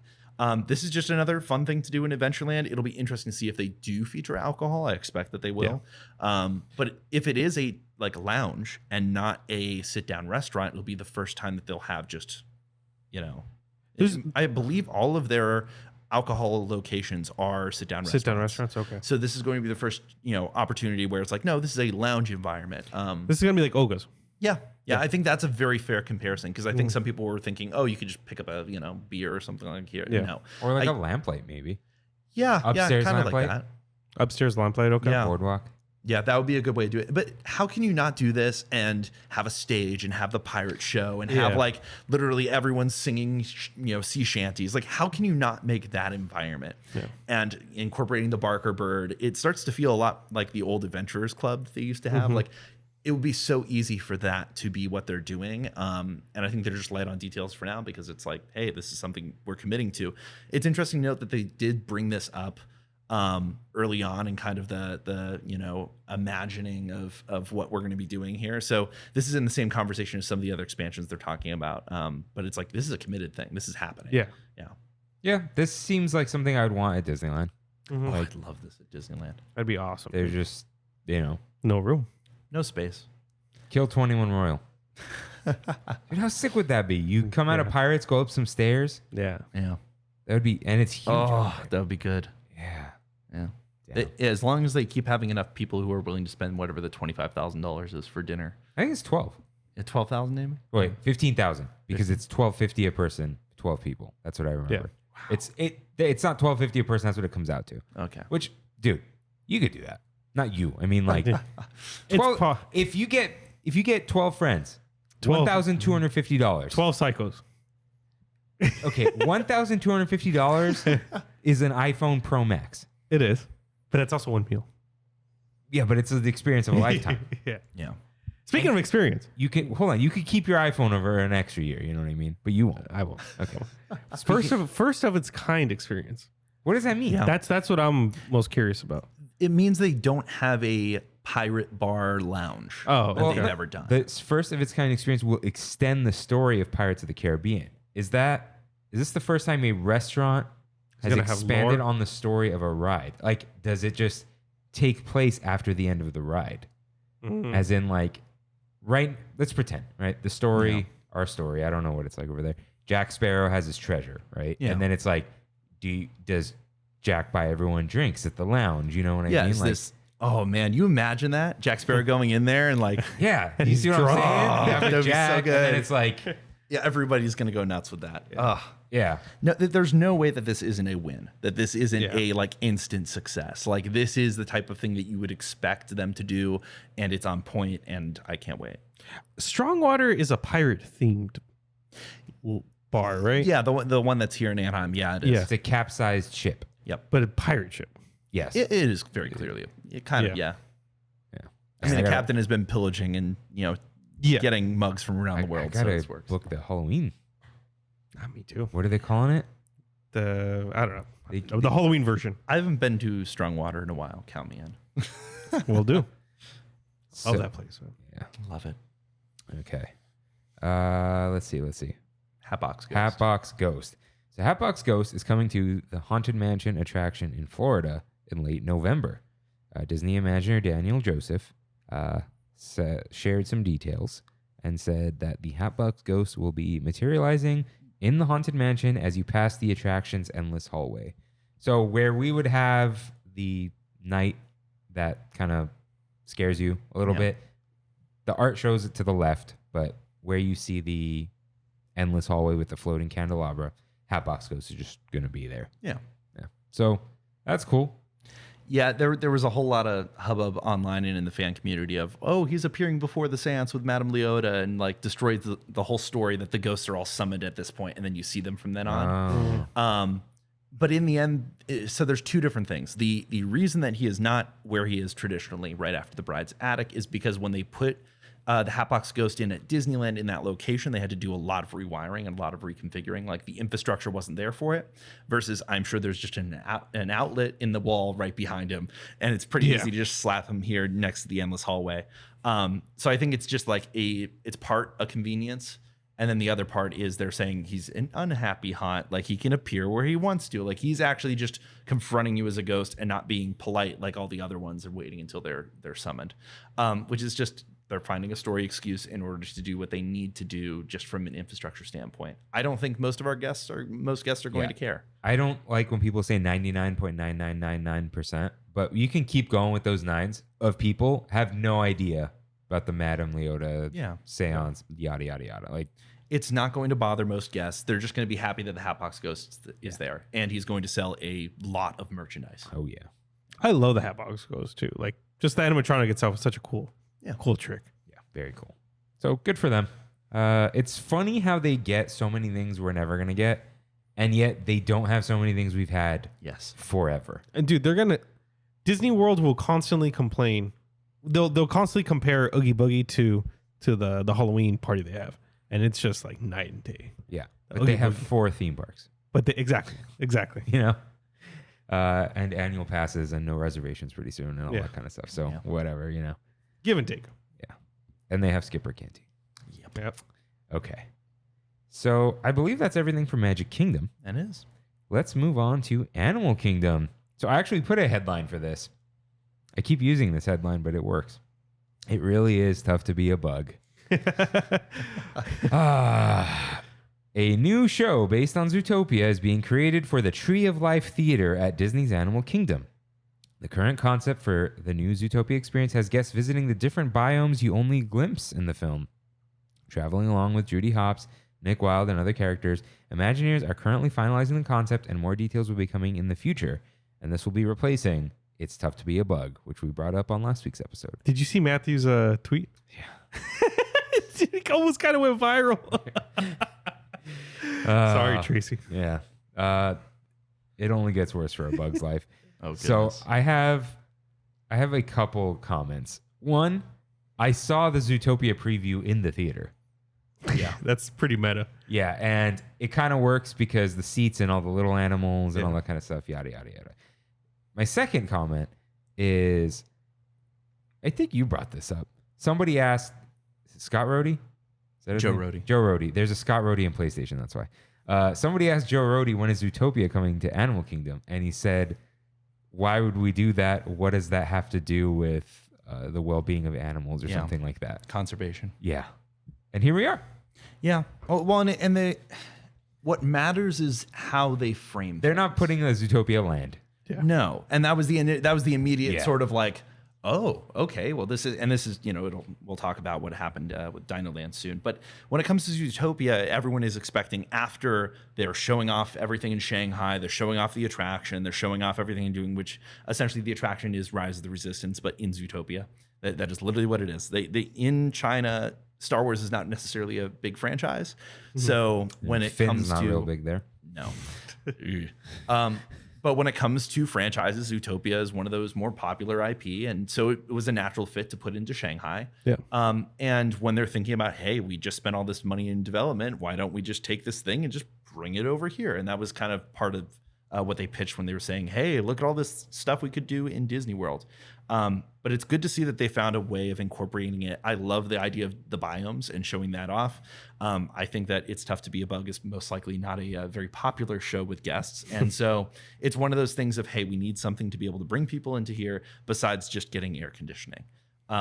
And the idea of incorporating it into, hey, let's talk about different biomes where animals are and how, they live. It's like, this actually will work as a structure and a story. So, I mean, we'll see what the execution is. It's definitely one of those things that you're like, thematically, why are they in this theater Underneath a tree. Yeah, exactly. That feels small, but we'll see how they make it happen. But again, they're talking about this as it is a thing that is going to happen, that they are working on right now. So I would not be surprised for them to. I don't even think that they would bring it up at the next D23. I could just see them posting, hey, this, bugs, like, It's Tough to Be a Bug is closing in, so many months. It's like the Philhar Magic opening at DCA. Yeah. Very similar to that. So it's like they brought it up now. It will probably get an announcement. I would not be surprised to see this in Animal Kingdom by the end of next year. Yeah. So that means you have about a year left. It's probably not going to happen. So, yeah, this is the first one where I saw Imagineers are currently finalizing the concept. Yes. So yeah, it's a show. So they're not. Yeah. They can convert that theater in a couple months, I assume. They just need to, animate the thing, and they already were doing Disney Plus shorts that were in Zootopia. They had the whole like Zootopia Plus thing. That, it was pretty good. That they did. So I would not be surprised to see this again, like rushed out. It's not going to be too long of a show. They can make this thing happen within a year or two. Yeah. Rip. That sucks for A Bug's Land, but I guess people like Zootopia. Yeah. I don't hear anything about Zootopia ever from anyone. No. But whenever Zootopia is brought up, everyone's always like, that's a good movie. And that's pretty much it. I don't want to watch it again. Because once it's like a twist-based movie. Once you know, that's it. It's kind of like, all right. Yeah. But I mean, it's fine. Whatever. It's a theater. We don't need to cry about it like we cry about everything. All right. Just because we did A Bug's Land last week. Oh. Yeah. Okay. So next up, this is maybe one of the most significant pieces of news. Yes. The Dinoland USA land or area, whatever they're called in Animal Kingdom, is going to be rethemed for sure. Walt Disney Imagineering is planning to reimagine Dinoland USA at Disney's Animal Kingdom into a new land inspired by a region sometimes referred to as Tropical Americas. Never heard that term before in my life. New experiences inspired by Encanto and the fan favorite adventurer Indiana Jones are being considered for the reimagined land at Disney's Animal Kingdom. Bruce says there's a long way to go and a lot more to discover, but Imagineering teams in Florida are up for the challenge. Really quick, off the top of that, does that mean dinosaurs changing to Indiana Jones? So that's what they propose. I mean, just to start this off, Tropical Americas is pretty much a sure thing. Like that is pretty much what they announced. Is like, we are doing this. We are committed. Dino Land is going away. It's going to be the Tropical Americas. This is going to be similar to, if you've been to Animal Kingdom, they have Asia, they have Africa. Yeah. They have regions that the park is based out of, and then the IP kind of flows out of that, or the attractions flow out of that. Which is already, you're leaning back into the structure of the park. You're reinforcing the story. You're taking a land that already didn't really feel connected to everything else. Right. It felt like an afterthought, and now you're actually reincorporating it back into the overall theme of the park. Dinoland's weird. It really is. And I know it has its fans and it has its charm. There is a part of it that I'm like, that's kind of, it's kitschy. It's like the way they did you even look at the concrete and you're like, wow, this really is like you're just on Route 66 or you're, and you just happen to stop here. But the way that they're actually, hey, let's take something that thematically feels right and we're going to bring this to Animal Kingdom. I saw a terrible comment that said, how could you get rid of Dinosaur? It's a ride about the history of the world and dinosaurs. And I'm like, it's based off of a movie. From 2000. Yeah. But anyways, so it seems like they're not fully committing to saying Dinosaur will be Indiana Jones. So it's the whole thing again of like, okay, we're committing to Tropical Americas. We're thinking about these two things. So it's like they committed to it is going to change. And again, this is why it's like when they talked about Behind Big Thunder Mountain, light on details. We really don't want to talk about it because this is the focus.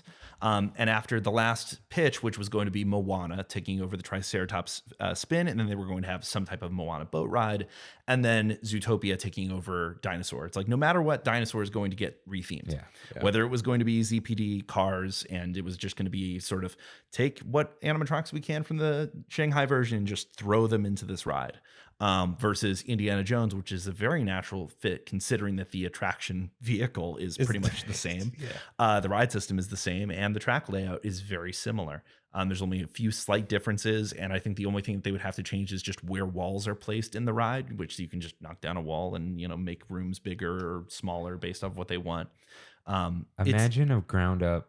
It's not ground up, but fresh start on building Indiana Jones, and everything actually works because they built it new. Yeah. It'll be fascinating because they just recently updated show effects with our Indiana Jones here at Disneyland, and you could just see how authentic and true to the original version they had it there. And right now, Indiana Jones, as long as it's working, and that's the biggest issue, is just the ride system. That's what I mean. Has so many issues, and yet the show is finally in a place where every single time I've been on it, you're having 90% of the effects work flawlessly, and that's much better than it used to be. Spoilers for my We Have It So Good. Boulder Room, nothing happened this time. Yeah, that's what I've Room been didn't hearing. move. Boulder didn't move. Boulder wasn't spinning. Yeah, that's what I've been hearing. It just flashes, right? Yeah. Yeah, and you won't even have the boulder there. And that's if you are standing in the station and you look and you see that there's a backup and that load and unload is taking way too long, you know that the boulder is most likely going to be a 50-50 on whether it works or not. Why is that? Because what happens, and you'll notice this, every time that the boulder hasn't worked for me, it's because you back up. It's because I'm sitting there with the darts and I'm waiting and I can hear the show going off over here. And now either the scene doesn't have enough time to reset or, kind of. So it's not busted. It just can't go. It just can't go. So it doesn't have to do with the effect being broken. It has to do with mistiming and how efficient the attraction's being. Jeez. Yeah.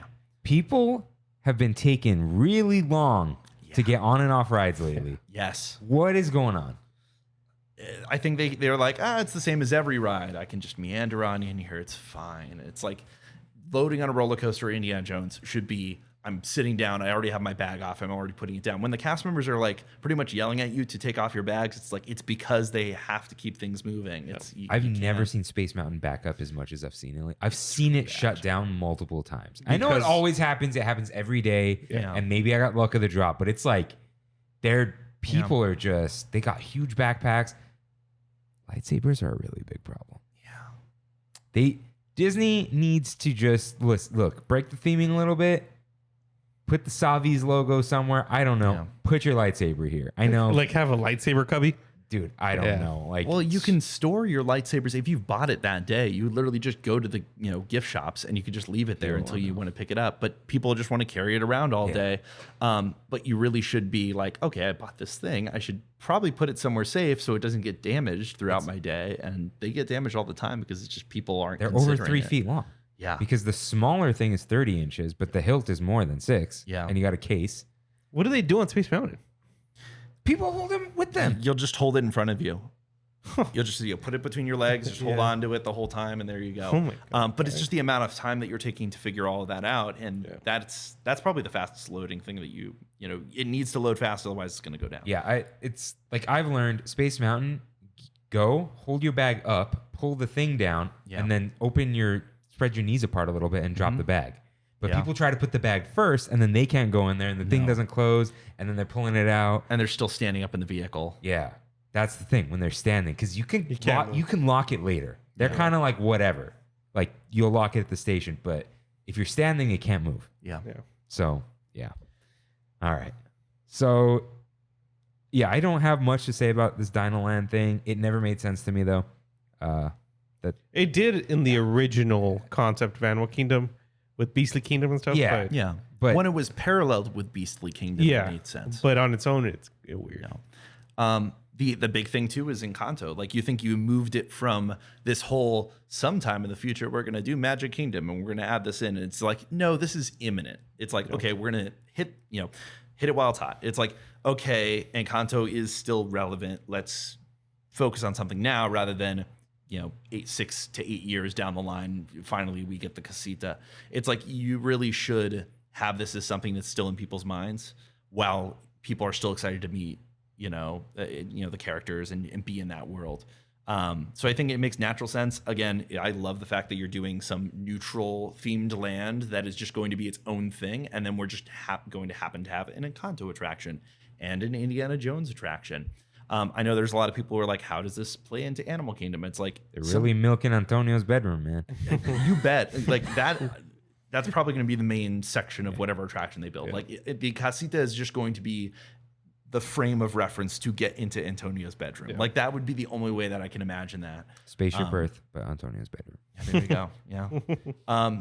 And I think that like you think of expanding the capacity of the park or reutilizing things. Like Dinosaur just doesn't get enough guests, and you need something to pull people away from going on Flight of Passage. Yeah. And so Indiana Jones does that. Encanto does that. It's like now you have something to balance out Pandora, and the park is adding more capacity. You think of right now, you have a tiny spinner, and you used to have a roller coaster, and now you don't.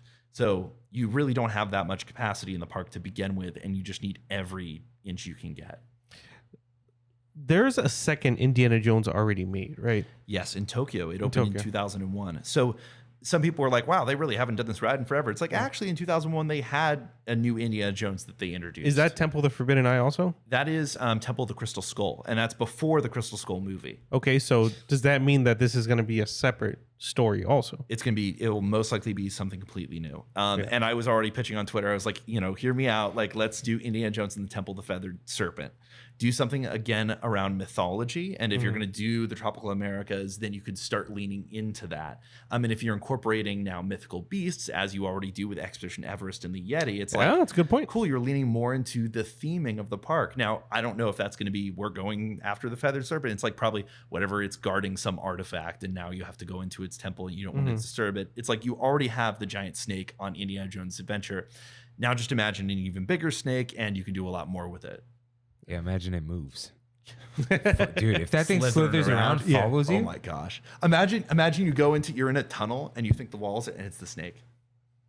And the fangs come down. It's like you're in the mouth. That's awesome. I'm like, and because you're coming from a place of, we can do new effects, we can do new stuff today.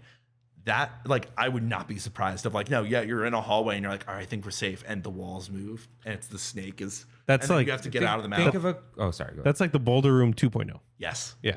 Or like think of a combination of like Mickey and Minnie following you and like Mater. He kind of pops out on the other side, but like he follows you around and it's scary and whatever. You're getting away from it. Yeah. Whatever. Yeah. And it just like that would be the way of doing it. If you're incorporating animals and animals' relationship with humans, And not killing the animals. Yeah. But in this case, you can have the queue being the entire story of different animals that people would worship over the centuries. Like animals have been, idolized at certain points in our history and have been put up in culture as like, okay, this is actually a god. This is some mythical being. And now you can have a ride that plays into that. It would incorporate so well into Animal Kingdom. No, that's exciting. Works. The more we talk about it, the more I'm like, wow, that's actually could be really cool. Because when I first heard that, I'm like, oh, they're just going to bring Temple of the Forbidden Eye over there. But no, that makes a lot. The only thing that you're going to see is, and you're already thinking the theming's different. Like Temple of the Forbidden Eye is in Southeast Asia. This is going to be in the Americas. It's like, okay, we can do something interesting. You have this giant temple. You can do all this really cool stuff.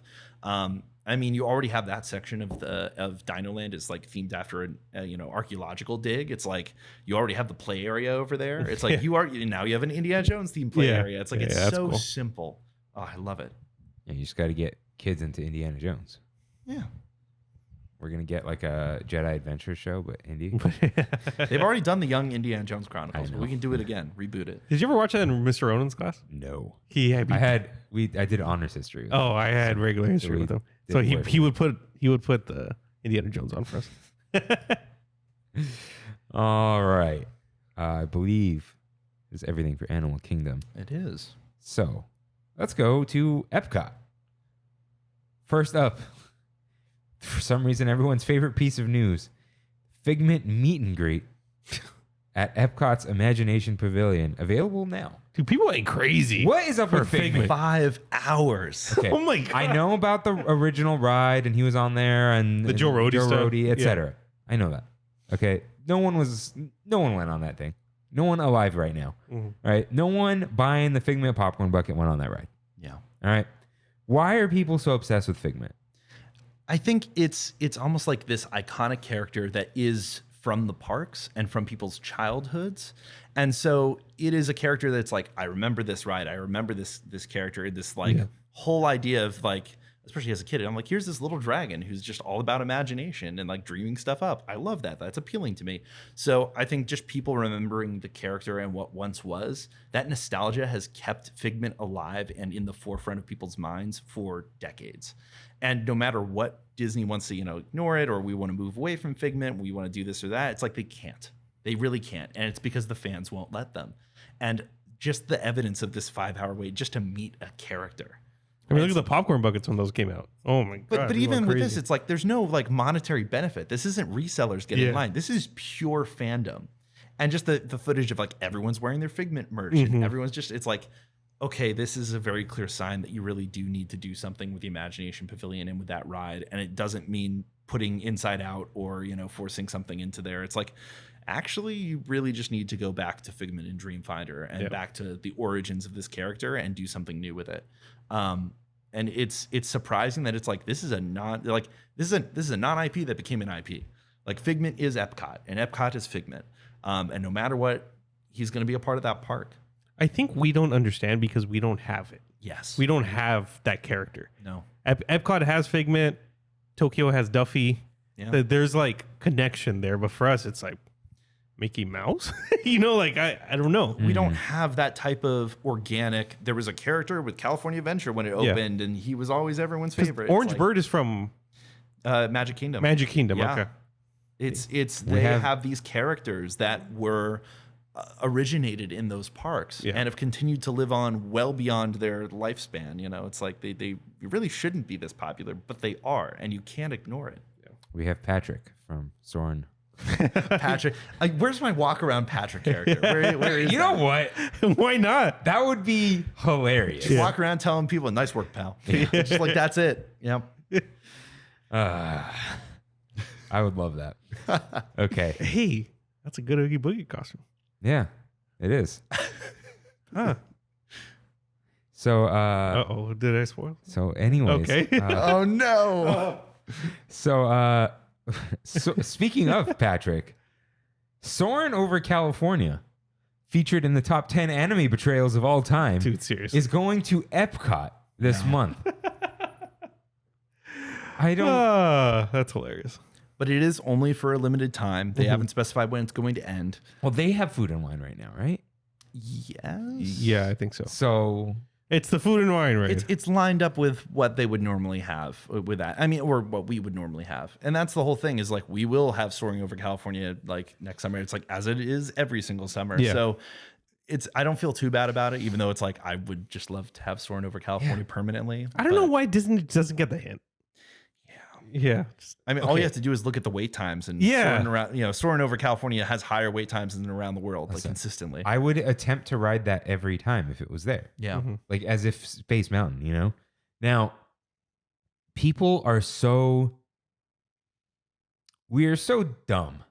All right? We're so dumb that if they change it to California and for 1 month they brought around the world, we would go on it.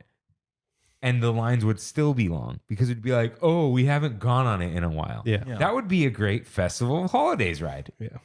Because of all the different cultures.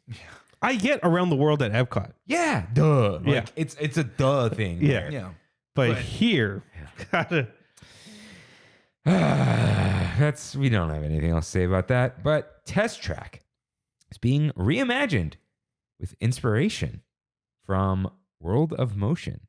So Imagineers, along with teams from Chevrolet, are reaching back into history for inspiration from the original World of Motion and bringing that spirit of optimism to the next iteration of the Test Track attraction. So it took over World of Motion, yes? Yes. And now they're just calling back to it. Cool little vehicle. Yeah.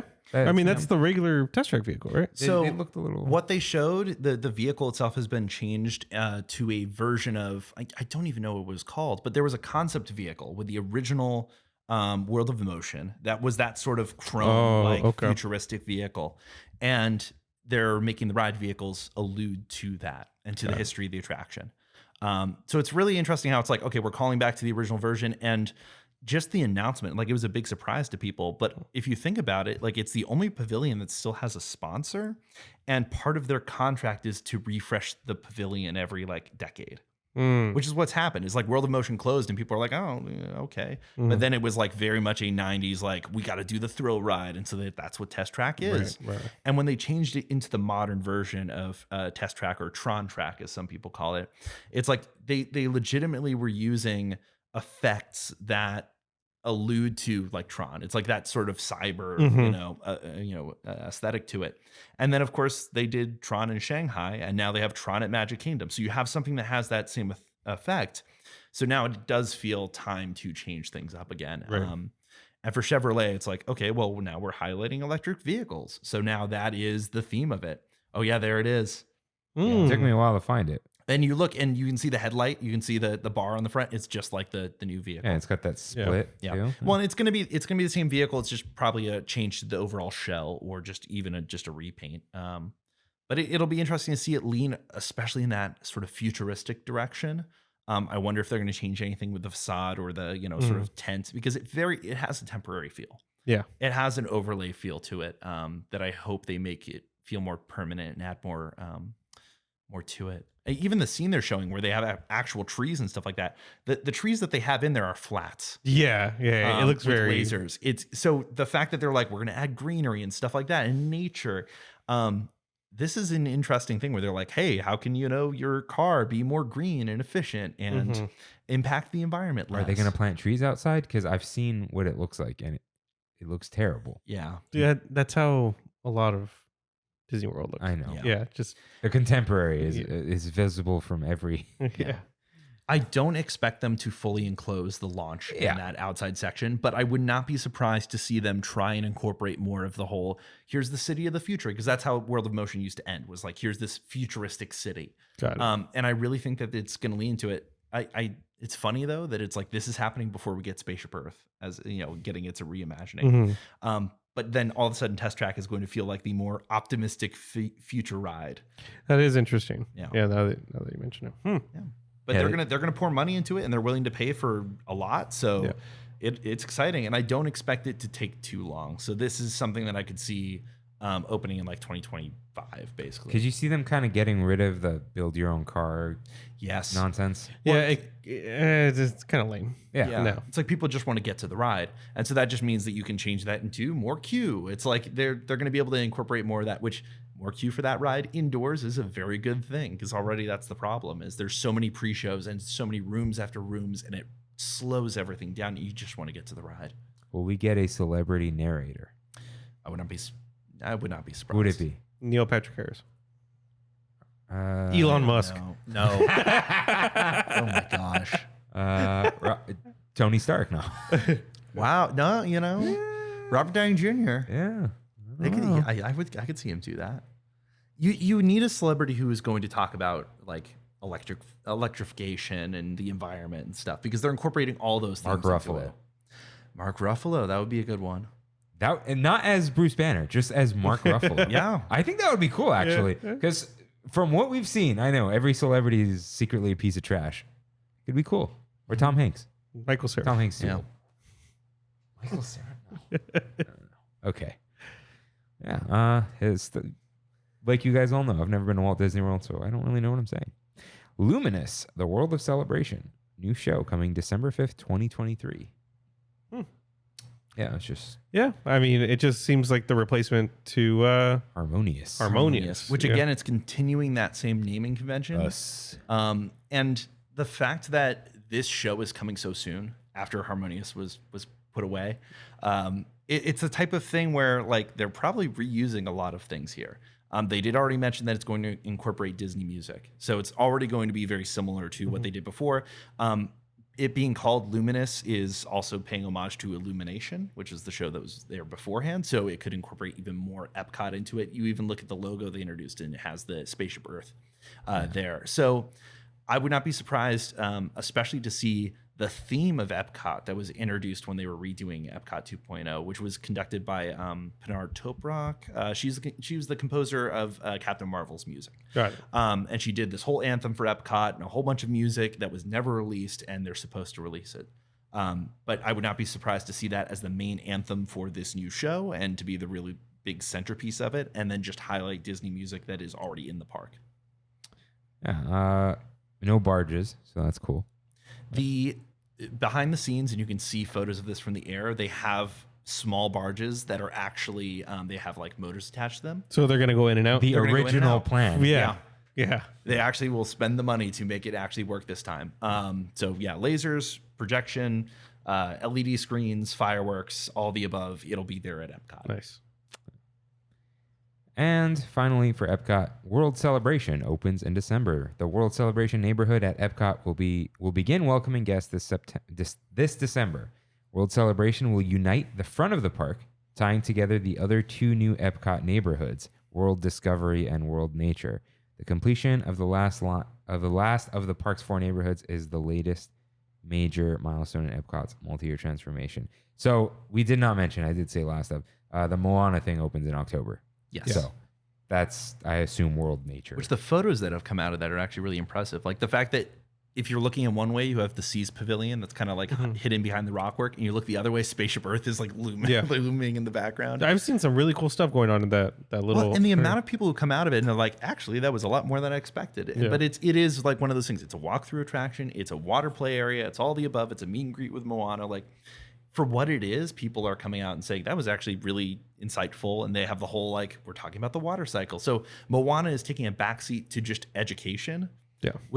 That's very EPCOT. Yeah, Like, exactly. We're using this in this framework, and it's like, that works. So I'm excited to actually go and do that in person. Like that's gonna be really fun. I think a lot of people, when they go, why isn't this dumb thing a ride? It's like, rides have show buildings 90% of the time. They are a rectangular building that you need to cover with other things. You just can't plop them down. Yeah. Like we say here all the time, I love Golden Zephyr. It needs to be a minute longer. Yeah. And I think it would not affect the wait time. No. So just make it a little longer. There's no music or anything. They, knock on wood, whatever, they won't get rid of it because it's a ride that takes up people and the probably minimal amount of space a ride could possibly take that isn't like jumping jellyfish, which also people get in line, they get on the thing, they had a good time. It's another like feather in their cap of this is how many attractions we have. Yeah. So yeah, if the Moana thing, unless you want another building in EPCOT, that's what it's going to be. Now, I've seen how I think it's in this area. There was supposed to be some wonderful, cool, suspended event center building for like food and wine and whatever, and now it's just like a park. So they originally pitched it as we're You know going to what put I'm talking this. about, Yeah, that second table. story thing. Yeah. Yeah, the tables people referred to too.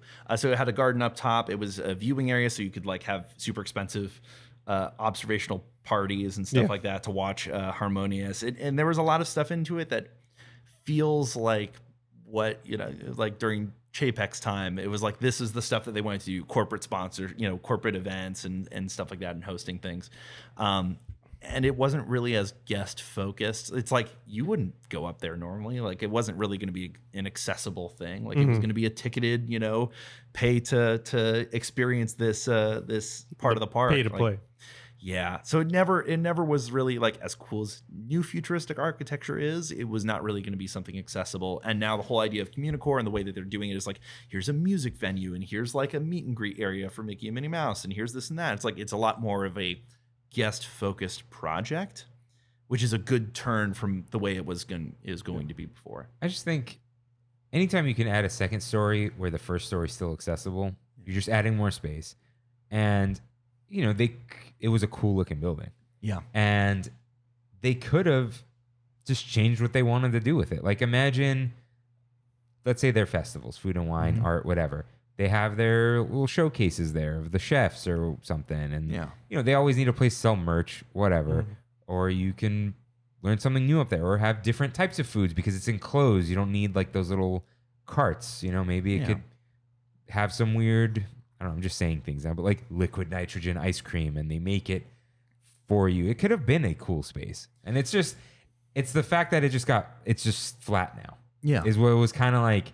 I have no skin in the game. I don't know what it was going to be used for really, but it's like, it just felt like a cop out. Well, and Like, now it is a building where it is going to feature like where the chefs, do classes and stuff like that, and where they have musical venues. I thought it was not going to. That exact space was just going to be flat. No, So- it's now. Well, I mean, it's like a 2-story building, but it's like I one didn't hear giant about this accessible building. story. Oh, okay. Yeah, no, it's a full building that's almost done. So again, it's opening in December. And that was the other thing, is that this project would have taken way too long and gone way over budget. And it was a lot of like, I was just thinking of, here's these 3 skinny legs and like just open space that's being wasted, like literally like 3 floors of open space that you're just not utilizing. I think that what they've chosen to do is a lot more effective and efficient, and also almost removes the whole World Showplace, which is a giant tent that has been there for like a few decades now, over by the UK Pavilion stuff. It's like, now you're taking something and you have a venue to put everything that you would normally do there and move it to the heart of the park where it's accessible. And now you have this giant plot of land behind the UK Pavilion that you could utilize for something. So, Mary Poppins, right? please. Yeah, but it actually works well, so I'm looking forward to that. And just having Epcot finally, the construction walls are going to be down. Dude, it's They're been gonna there have for the new years show. now. Yeah. The park is going to feel like it's in a state of completion for a moment. Yeah. And actually, Iger had said, "Oh, and this completes Epcot. Like the renovation of Epcot is done." And now you can even see in the verbiage that they were using, where it's like, and the multi-years, and it continues, test track. It's like, Epcot's going to keep getting new things because it's the park that needed the most help. Is that health dome still there? The Wonders of Life, yeah, that was supposed to still be the nothing. play pavilion. Yeah. And they had a lot of development, and they were paying for upkeep, and they replaced all the panels and everything, and it's still nothing. So That's where the animatronic got stolen, right? yeah, Buzzy. Yeah. I have no idea what they're going to do there. They Because do food and wine stuff in there. They haven't in a used few to. years. They haven't Oh, been for okay. years. Okay. Yeah. Man. It's Gross. just it's literally Nasty, a mall dude. from the 80s. Like it. Yeah. They need to go in there, and honestly, it's one of those things of like, here's this giant building that you could literally just put a ride into. Oh my gosh. They need to do something. But it's still, you think that how far away these things are, and how Epcot, okay, we have this giant ride that's bringing in people. We don't need to focus on Epcot as much. Let's go do Magic Kingdom. Let's go do Animal Kingdom. Hollywood Studios is going to get another update at some point, and then finally it'll come back to Epcot, and then they might do something at Wonders of Life. Yeah, they do need to make Magic Kingdom and Hollywood Studios places people want to go to. Like, Yeah. Magic Kingdom is I've never been to a Magic Kingdom park. Yeah. And Hollywood Studios is I need to go to Galaxy's Edge. Yeah. And Yeah. Mickey and Minnie. Mhm. And so, Toy Story. do you? For some reason, a lot of people do. I'm I don't know. not a fan, but All right. Shall we move on Yes. to Disneyland Paris? In Paris, Imagineers and teams are busy transforming Walt Disney Studios Park, the resort's future Frozen themed land that'll highlight the kingdom of Anna and Elsa. We have a name for that. It's called Arendelle. Is taking shape and just a part of an exciting transformation. So, Cool. Yeah, they're just putting stuff in Walt Disney Studios Park. Yeah. Well, think of it as IP their land. yeah. It's like IP Epcot. Like it's literally going to be a world showcase that is going to have Frozen, and originally was going to have a Galaxy's Edge attached to it, and that got canceled. So now there's some expansion that will come to Disneyland Paris after Frozen, but they're doing one at a time. It's like we're opening Frozen, then a few years later we'll do something else, and they still haven't announced what that is. is Avengers Campus in that park or? It is. It's in that, and it's in that Okay. park. So again, originally it was going to be Star Wars, Marvel, and Frozen in the Studios park. Like that's what it's your top 3 IP. Like there you go. Yeah. They were just giving that park reasons to go because before it had no reason to exist. And this land is pretty much 1-for-1 what they're building in Hong Kong, minus the roller coaster. And that land in Hong Kong opens next November, I believe. The roller coasters, Oh though. no, actually, it should be sooner than that. When is it? Oh no, it's this November. Yeah. Yeah, it opens this November in Hong Kong. It's that Oakenfold coaster. Yeah, Wander and Oaken's sliding sleighs. There you go. Yeah. Paul Oakenfold. You're thinking the same thing. Yeah.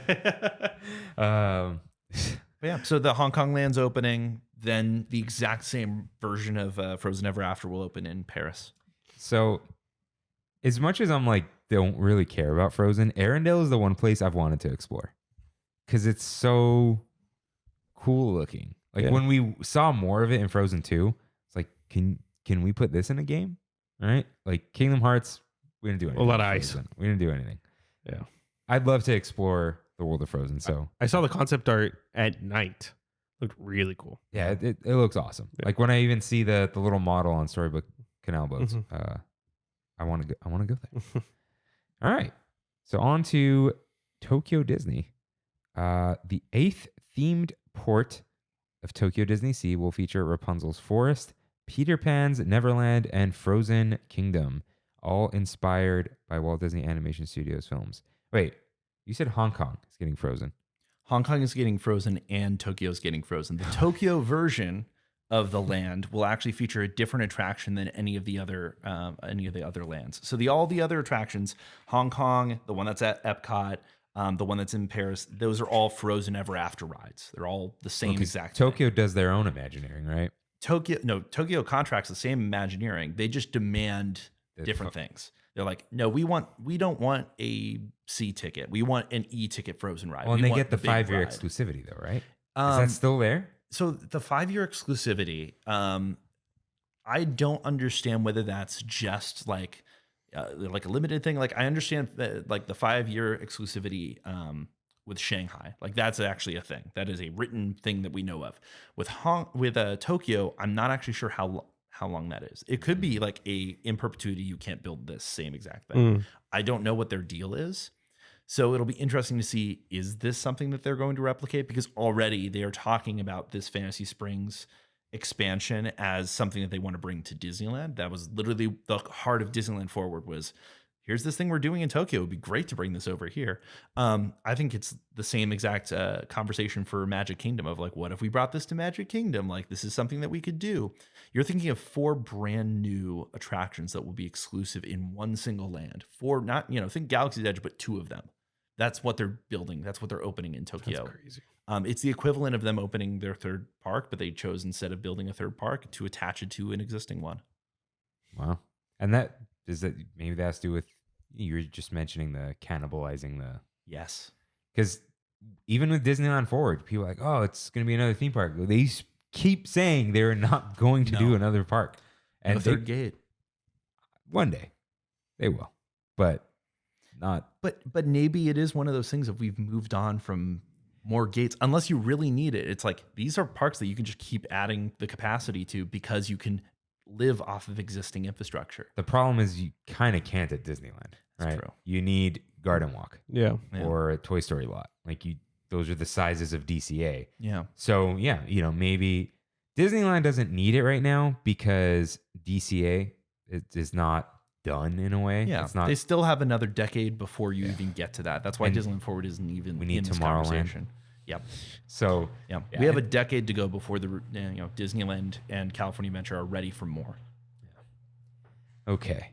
So yeah, this is cool. I hope to one day visit, but And again, Peter Pan's Neverland, I can't wait to see that. It should be next year in the spring, because if that is what we think it is, that could be what the Avengers E-ticket's going to look like. Yeah.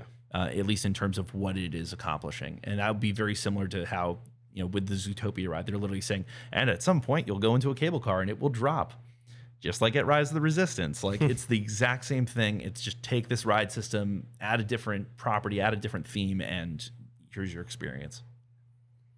So yeah, I forgot to write it here, but Shanghai is getting the Zootopia. Yes. land, right? So okay, I saw what it looks like. It looks a little cheapy universally to me. It is their Toontown. It is literally their Toontown expansion. Oh, is It it? is their Okay. parallel. That is what they are doing. makes So when you think of it in that realm, especially the fact that it has one giant ride, it's almost like having Runaway Railway in the back. Like it is in that similar profile of, we have this giant building, we have this huge facade, and we're doing this whole expansion. They gotta have lots of characters running around because it's an animal world. And Yes. then we're all just hanging out there. Like Toontown, you get away with it because it's just a. Well, and they already showed they're going to have puppets. They're going to have animatronics. They're just standing there, like in booths and stuff like that. Like it's like interesting how they're incorporating the characters. Like, yes, you're going to have walk around, but you're going to have characters in the facade work itself. Yeah. Because just the picture, they showed a picture and it was empty. And I'm like, Doesn't the look picture right. you should Yeah. use. Yeah. All right. So let's briefly talk about Disney Cruise. So first up, Disney Adventure is the name of Disney Cruise Line's newest ship. Disney Adventure is the 7th ship in the Disney Cruise Line fleet and is currently work is currently underway in Germany. It'll be the first Disney ship to sail from Singapore and throughout Southeast Asia and feature the Disney service, storytelling, and entertainment everyone knows and loves. This is the ship they bought, right? This is the ship they Yes, bought. the global dream. Yeah. They tried to add too many smokestacks to, and then just pared it down. Yeah. Now it's 4. It's like 2 and 2. And yeah, this is an Asia-based Disney cruise. Don't try to go on this. It's not for you. Like, Well, and that's what I originally thought. But the way that they're talking up the ship and the way they're pitching it is not exclusively to the Asian audience. yeah, but it's gonna be catered to their sensibilities. Let's say, like, I think it kind of will be, but I even like the fact that you're basing it out of Singapore, which a majority of people in Singapore speak English. Like you're putting it in a place where you could have people travel to Singapore with the intent of setting sail on the Disney adventure. Like it's one of those things where I think, yes, it's going to appeal, but like if they really wanted it, like the Global Dream was going to sail out of like Shanghai. Like it was Yeah. going to be a Chinese based cruise ship for the Chinese market. This being more central to Southeast Asia, it means you could have guests from Australia. Like you have to think of other markets that would be interested in a Disney park, but they're not going to build a Disney park. Instead, come visit our giant cruise ship. Yeah. Like I would not be surprised. It's going to be interesting because will they have the casino on board? Because Disney Cruise Line is very much against having a casino on board because it kind of messes with the whole family like focused, vibe with it. And you think you take the entire size of casino and you just add more Disney themed bars and experiences and a simulator or something on board. It's like you really could just put a theme park on sea, Right. and that could be what they decide to do. that's with what it. Chicken of the Seas did. Is it Wonder of the Seas, the biggest one? Yeah. Royal Caribbean. Yeah. But that's like the potential I see with this of like, and when it already, the original version of the ship was going to have a roller coaster on board. There you go. So if they really lean into it, I think the Disney Adventure could be not just something, and that's everyone's been saying, it's just going to be for the Chinese market. It's not going to be this. It's like they're basically they chose to move it to Singapore. Is this the ship that is going to be like? There was a lot of different sections of it that are based on rides. Like there was the Haunted Mansion section. That is the That's the- treasure. That's the ship that they're actually going to set sail in 2024. So they brought up the Disney Treasure too. yeah. So that, it says right now there are 3 new ships in development, along with Disney Lookout Key at Lighthouse Point, a brand new island destination. So I believe this is one of those 3 ships, So and there are 2 more based off of the Wish. So there are only so there are 2 more based off of the Wish. The Wish is the newest ship. Then they have the Treasure, which is going to be in 2024. This is going to be in 2025, 2026, depends. The Adventure, and that's not that was a purchase ship. It's its own outside class of design. ships. Then the last of the Triton class, which is what they call these Wish ships, will go online even later. Part of the reason they bought the Global Dream is it's the same ship manufacturer that does Disney Cruise Line, and that manufacturer was basically going to go under because they were going to have to need to write off the entirety of the Global Dream. And so it was like this thing was going to put them out of business, and Disney is like, "We'll take it for it's like we'll pay to basically finish it and move it out of the yard." Like, we need you to continue building our ships. I can't even imagine watching the process of a cruise ship being built. Yeah. It must be insane. Dude, you can You watch could it. Go literally ahead. watch stuff. Yeah, it is incredible. They bring it in sections and piece it together. So you've seen the Bright Sun review of the Disney Wish, Yes. right? Yeah, that kind of ruined it for me. Where I'm like, Yeah. and not just what he said, just him just touring it. It just doesn't I didn't go on the Wish, but I went on the one right before that, which is Fantasy. which Fantasy. is that's his favorite. 'Cause Yeah, that's it's the good themed like a Yeah. I had a great time. classic ocean liner or whatever. Yeah. But when I did see the Wish, I'm like, you know who's not gonna care? The types of families that vacation at Disney World. Yes. Yeah. Where they're not like, I need this high quality, whatever. They just, I need entertainment and things to do and places to eat. And it has them. Whether they're good or not, it has them. Well, in the 4 classic ships, they're still getting refurbished. They're Yeah. adding new things. I forget whether it was the Magic. One of the ships it just got a Soul-themed jazz bar. Yeah. Like just That's added cool. in. So it's like they're constantly renovating the older ships, which still have that classic style. And they actually sail to unique locations, like going up to Alaska. So it's interesting to see the Wish and now the Treasure taking up different slots. So the Wish does like 3 and 4 night cruises. The Treasure is going to do 7 night cruises exclusively. Whoa. So it's like that is the big ship that just goes on forever. And that even the fact that it's doing 7 nights means that like the Marvel experience, you're going to do twice. So you do one night and it's going to be the Ant-Man thing. And then another night they teased that it was going to be Spider-Man. The Coco one is going to have one night where it's his actual, I think it's his aunt. It's like he's, his family's coming together in the Plaza de Coco. And then the other night is going to be his relatives from the Land of the Dead are going to come. So it's going to be a Dios de los Muertos themed dinner. So it's like one night it's during the day and another it's going to be themed to the night. So you're actually able to do different themes in the same restaurant or do different stories that build off of each other over the course of your 7-night voyage. The Treasure is really unique in that way. Nice. And I don't know if I'll ever find myself on one of those, but they are constantly interesting to me. Yeah. The fact that the Treasure is going to have so many attraction-based and park-based things, the fact that you have Jungle Cruise. Yeah. They haven't talked about Haunted Mansion, but everybody, it's like everyone's heard about it now. Like a Haunted Mansion bar. And then, of course, the Periscope pub based off of 20,000 Leagues Under the Sea. Like that was my instant, like, I'm sorry, I'm going to have to sail on this ship. Yeah, it seems like lately Disney has like, you know what, let's read this looking forward and we can kind of add this in there. So I wrote looking forward actually, but Josh D'Amaro said, over the next decade, we're going to have more projects underway than at any point in our history. Our sole purpose is to give you more and more of what you love about a Disney experience, and then surprise and delight you with things you never dreamed possible. So before I get to my little bullet points, it seems like Disney kind of woke up a little bit where they know, okay, yeah, we do want to work IPs into the parks a little more because we pay for these things. We got to keep them going, sell the merch, but also like, oh, people like the things that are at the parks. Yes. Like they like Haunted Mansion. And yeah, they made a movie, but they didn't change the ride. Same with Jungle Cruise, where the Imagineer who quit famously said, I'm sure the movie's going to be great.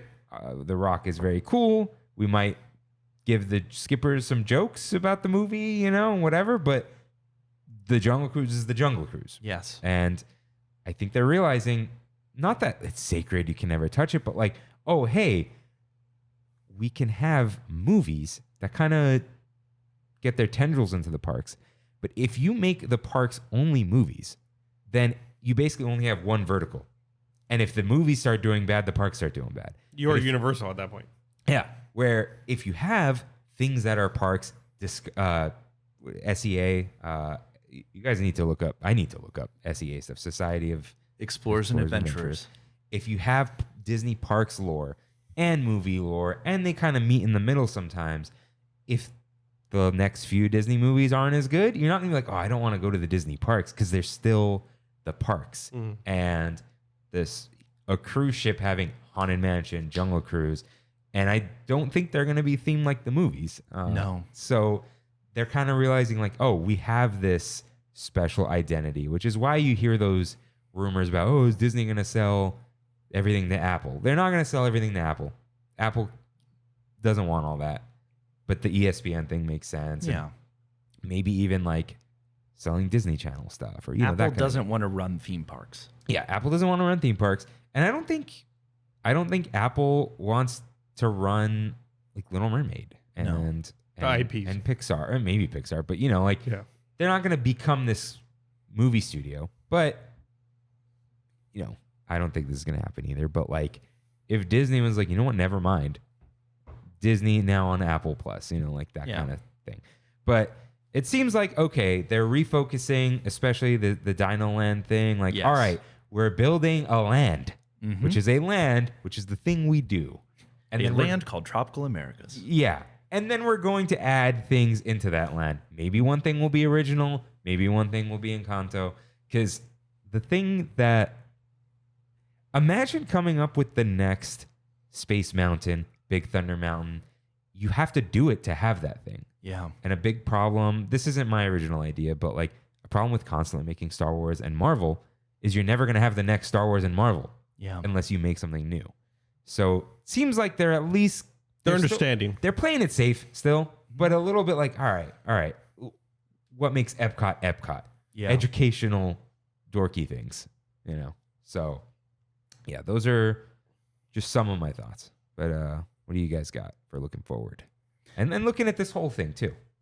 Well, I think we're in a time where all of a sudden the studio isn't the backbone of the company anymore. Yeah. Like you look at the movies and they're not financially the thing that's bringing in all the cash. It's the theme parks. And every time, we end up in these places where it's like, cool, Avengers Endgame and Infinity War. And it's like, man, the studios are bringing in all this money. This is great. All we can talk about is the studios and all these movies making money.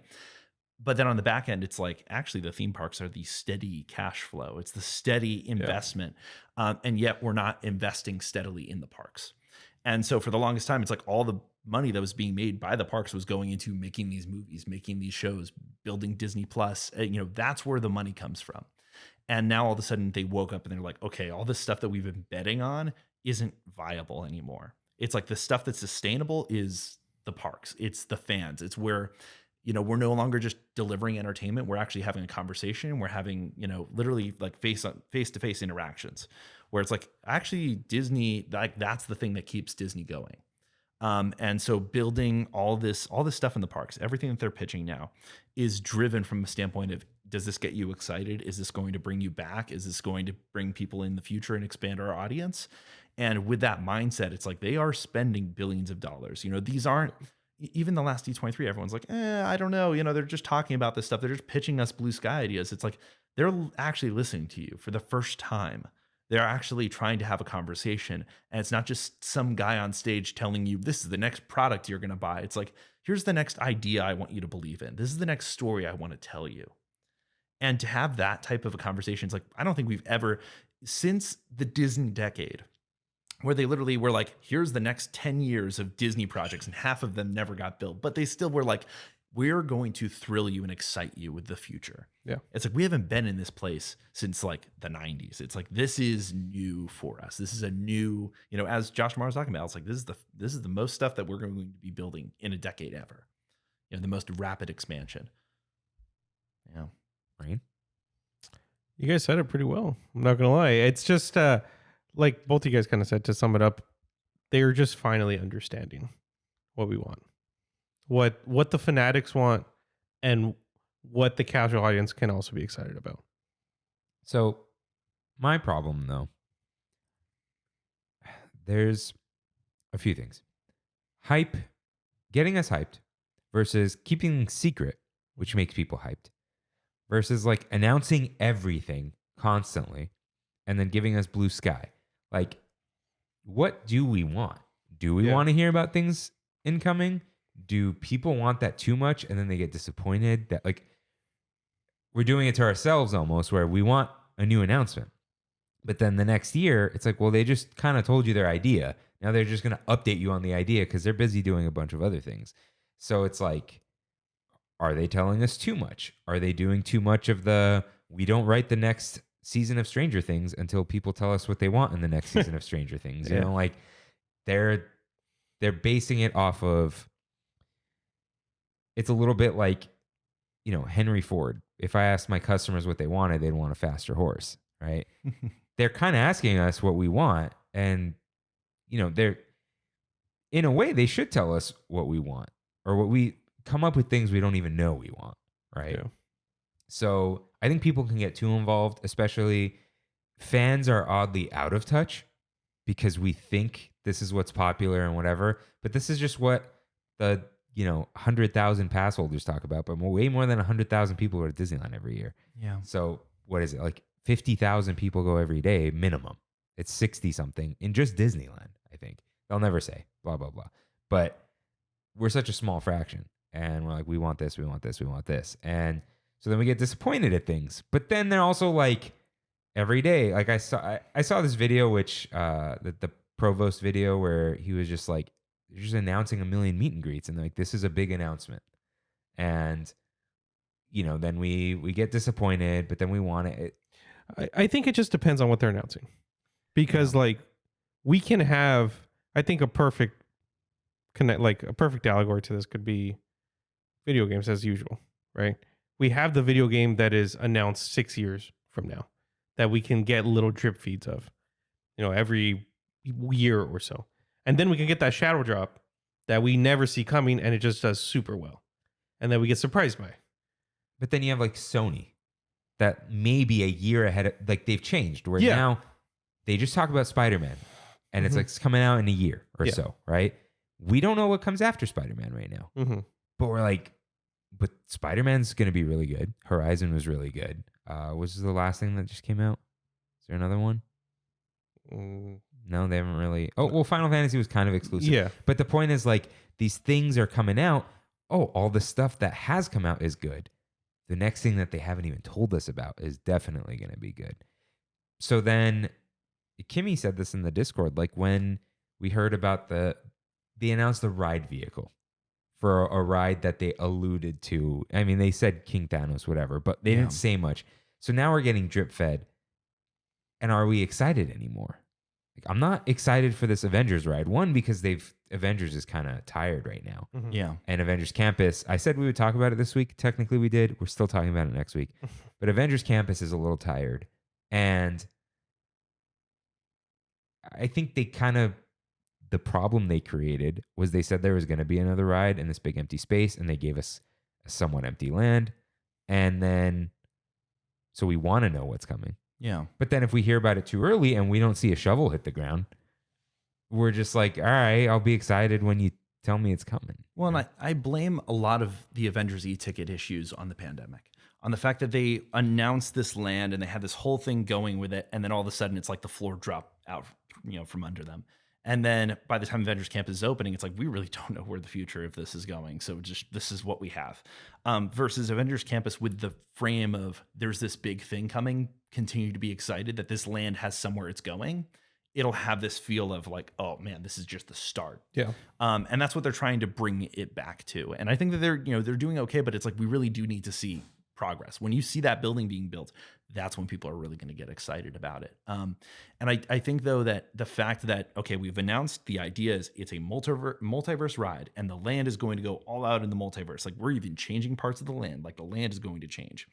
And then that's all is just King Thanos is the villain of this ride. And now it's like, okay, here's a ride vehicle. It's like, we're committed to delivering this to you. And it's still a little shadowy, but you can get an idea of like, okay, there's some guests here and this is what it's going to kind of look like. That's a commitment. They've committed to this thing and they've been shy about commitments and they still are. But when they're committing to something, they really are. And I feel like, again, like this is, give it a year. And I think next year, at D23, they are like, yeah, Tiana's is opening this year. Can't wait for it. Here's the thing that you should get excited for the next 2 years. That, 2 years from now, we're going to open this. And, construction is starting right now. It's like we've already, if you haven't noticed already, we've already started construction, our Avengers ride. It's like, that's what I expect them to actually say. And that's why they would start giving us these bits of information. In the past, I mean, they would try and keep stuff secret. They really would. It's like, we got to keep this, unannounced. And guess what? Leaks happen. And I think for them, it's like they want to be at the front of the narrative. They want to be the ones pushing it. And it's like, you can't leak something that hasn't been committed to. That it's like, we're announcing that this, general idea is happening. It's like some of this stuff is a complete surprise. Like the whole idea of Indiana Jones and Encanto and this whole tropical, like no one's like, only it's probably like 10, 12 people in a room who are making a decision of this is the thing that we're thinking about committing to. They're keeping it in such tight circles that they can give us a surprise and give us a moment and still at the same time be flexible in we're making adjustments here, we're making changes here, and then now we're putting shovels in the ground. And I think with both the Avengers e-ticket and what's going on with Dino Land, these are both things that will have shovels in the ground next year or, pretty soon. Like, I think that these are the things that they are getting ready to commit to. And that's why you're hearing this stuff. And into the future, it's like, there's a reason that they're not talking about Tomorrowland. It's like, we don't know yet.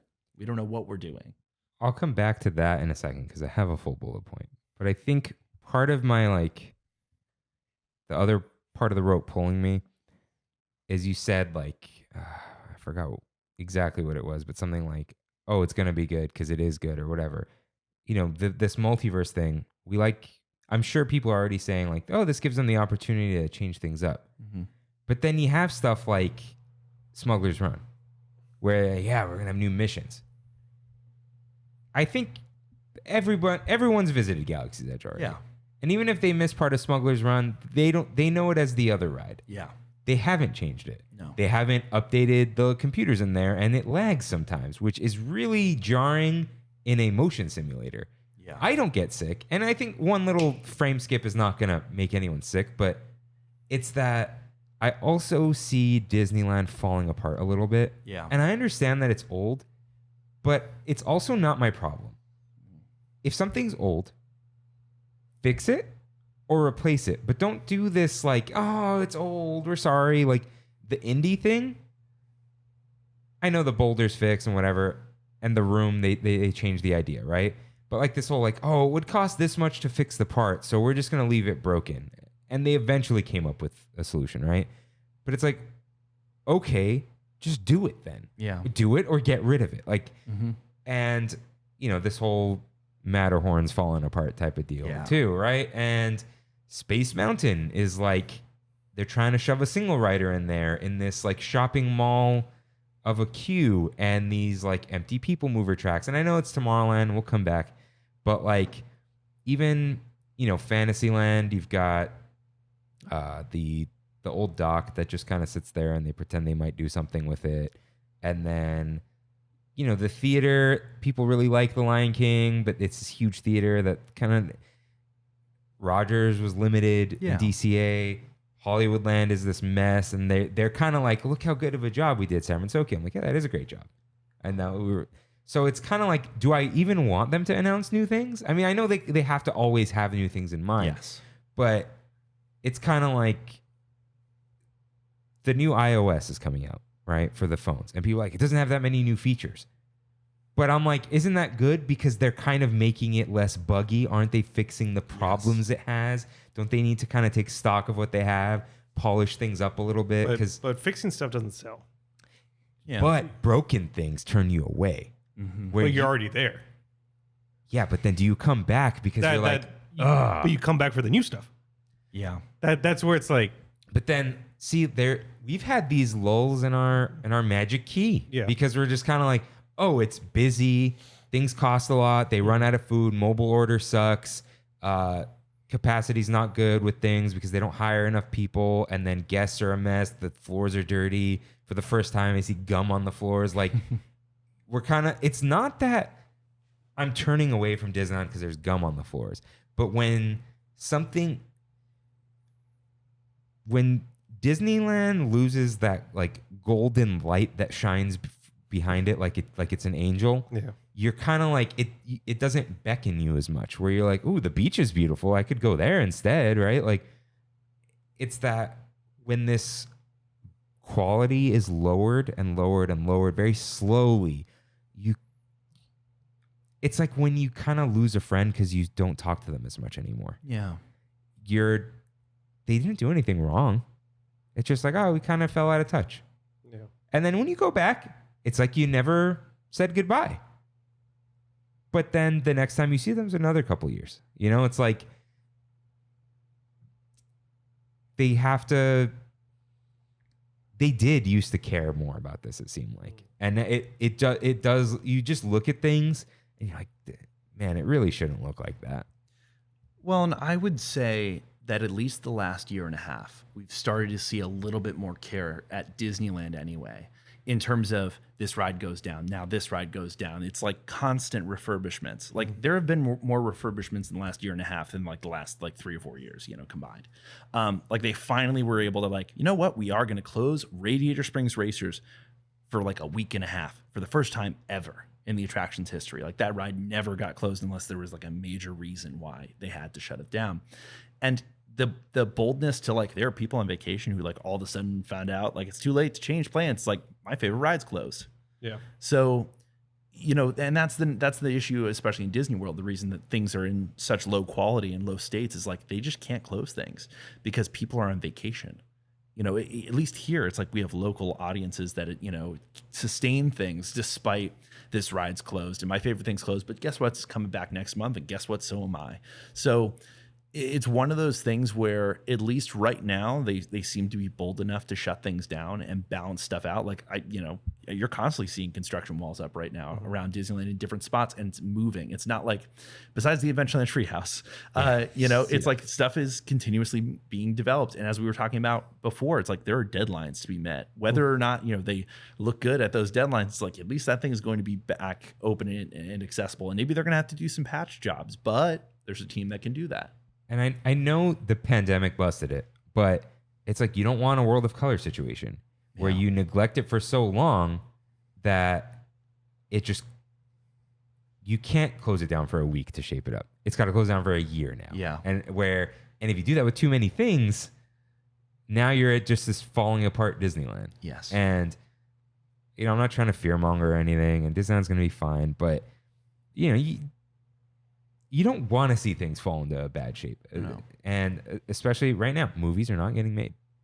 Shows are not getting made. We just have this one thing, So, yeah, it's like, I want new things, but they got to tidy things up a little bit. And it's this, they got to find the balance, but they really do have to maintain things a little better. Yeah. And I know they're a corporation, but you got to pay people to do these things.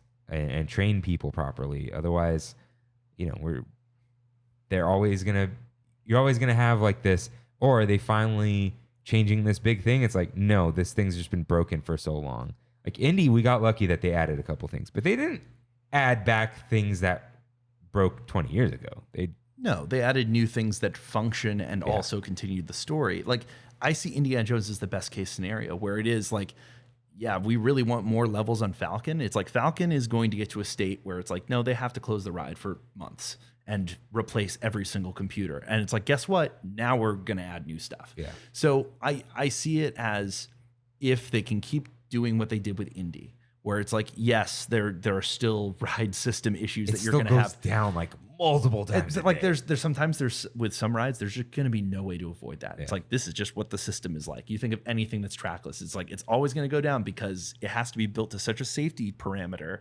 It's like this thing's just rolling on the floor. You don't want it flying into a wall. It's like you have to build to such a safety state that like any little thing can set it off. It's just a miracle it works at all. And so when you're looking at these things, it's like, okay, as long as you keep plussing things when you get a chance or when you have to bring it down, at least things will keep moving upwards and onwards rather than at the same state or worse. And finally, I feel like we are moving in that direction. I just hope that momentum continues to move forward. Like I hope they take advantage of, here's this new Avengers e-ticket. It just opened. Now we can close something for a prolonged period of time and have it not impact the resort as much. Yeah. It's the problem with that's just the way this thing is now for me is Disney is so big that my own company, we build machines. And for the longest time, 20 years, we're a plucky little company, right? Like, we're doing our best. And this thing is, it does things better than most people can do it at all. But, it just got these quirks. But we're still small and nowhere near Disney quality, yada, yada, right? But we can't really use that excuse anymore. It's just like, no, you got to figure it out now. Like, no more of this, it's just finicky. You know how Indy is. It's like, figure it out, man. Like, hire the person and figure it out. And I know some of these things, billion years old, but I think I just don't, I have less sympathy for that now, where I still love Disneyland. I'm trying to get a little last minute trip in this week too. But like, you gotta, like, I have a whole episode called Do Better that we haven't done. It's just like, you just gotta do better. And you're upset that they announced these things without acknowledging the other things. They're never going to acknowledge this thing's broken. I'm sorry. No. Right. But an acknowledgement isn't, hey, sorry, it's let me fix this. It's even that people are constantly craving a new announcement and a new thing. And it's, you don't want to just be happy with the same thing forever, I guess. Yeah. Right. But, we're pushing them to do this too. Yeah. You think Apple has set this precedent where you have to have a new thing once a year? Because Disney's kind of at the announcement section, like announcement portion, it's once a year now because of the D23 thing. I think it's almost like you have to do it as a company. People think that that's what they want, But like Yeah. a lot of people buy a new iPhone every year, but you need to release a new one every year because someone hasn't upgraded in 5 years. So they're going to buy the new thing, right? And then like, you know, game consoles, they release them every 5 years. Yeah. They do a little refresh maybe. But even cars, there's a new one every year just because that's the way, like, you need to know when it was built and that's when you buy it. But car generations are 6 years. Halfway through, they change the lights a little bit just to like kind of like, hey, you know, it's called a 0.5, right? Yeah. And everyone knows, but then it kind of gets old. But you're not like, when you get a car, you don't want the new one next year because it's kind of the same. And that's okay. But I think, yeah, we're used to the new thing, the shiny new thing, but these are rides. But yeah, I think they're stuck now. They have to announce things every year. So some of these things are going to be meet. Well, and you have to announce things, but it's okay if you have that whole, okay, and now we're going to have an update on that thing that we just talked about. It's like if the thing that you don't want is I announced this concept and now I'm radically changed what we were doing. Or like with the Avengers e-ticket, there was just a time where it's like, we're just not going to talk about that for this year. And then the next year, then it's like, we have a whole new concept. Versus you think of a Galaxy's Edge when they announced Galaxy's Edge. It's like they stayed intentionally vague. That original Galaxy Edge concept art is very similar to the initial concept art for behind Big Thunder Mountain. Yeah. Of just, we have a general idea, we have a theme, we have a feel that we're going for. Yeah. We're going big, we're going spectacular here. It's like, here's this thing, and now we're going to give you an update. And now we're going to give you an update. Is at least with these two D20, ever since Josh Tomorrow came in and started doing these presentations, they have a commitment to every time we're going to give you an update, incremental updates on the status of these things that we've talked about. That's an interesting way to put it. Like you have to, it's having the audience keep Disney in check. Yes. Yeah. I feel like I personally would rather have fewer, deeper dives. Like I don't need this long list of things where they give us a sentence, they talk about it for 2 minutes, stay tuned. Don't say it at all. Yeah. And then the thing that, if you get it going, if you were going to announce something this year and you decide, I'm going to hold off till next year, but then next year, I'm going to have 10 minutes to talk about this, let's say. Yeah. Well, and for me, I prefer this like 2 minute thing because it's like, okay, here's a tiny little thing about the Avengers thing, more coming soon. I'm like, next year they're going to talk more about it. But if you don't talk about it at all, then we ended up where we were when they didn't mention the Avengers ride, and it's just like, that's dead. They're just not doing it. And everyone's just like, And now Avengers Campus feels like a bummer because it's not building to anything. It's just, it's building to an empty lot. And so the whole thing of keeping the momentum going, even if it's false, even if it's just, here's a little tiny piece of concept, here's a little bit more, we're drip feeding it. And then you'll have something like Tiana's Bayou Adventure where it's like, no, we're going to talk about this for 10 minutes. We're going to do a big feature on this thing that's coming because we actually know what's happening. We have a plan and we can actually talk about it openly. It's like, you're going to have those big features and then you're going to have a little incremental of, we've featured this big thing, continue to stay tuned. Like literally when it comes to, the Dinosaur Land stuff, it's like, I'd expect like a tiny thing of, hey, we're closing Dinosaur at this time. That's all we're telling you. Yeah.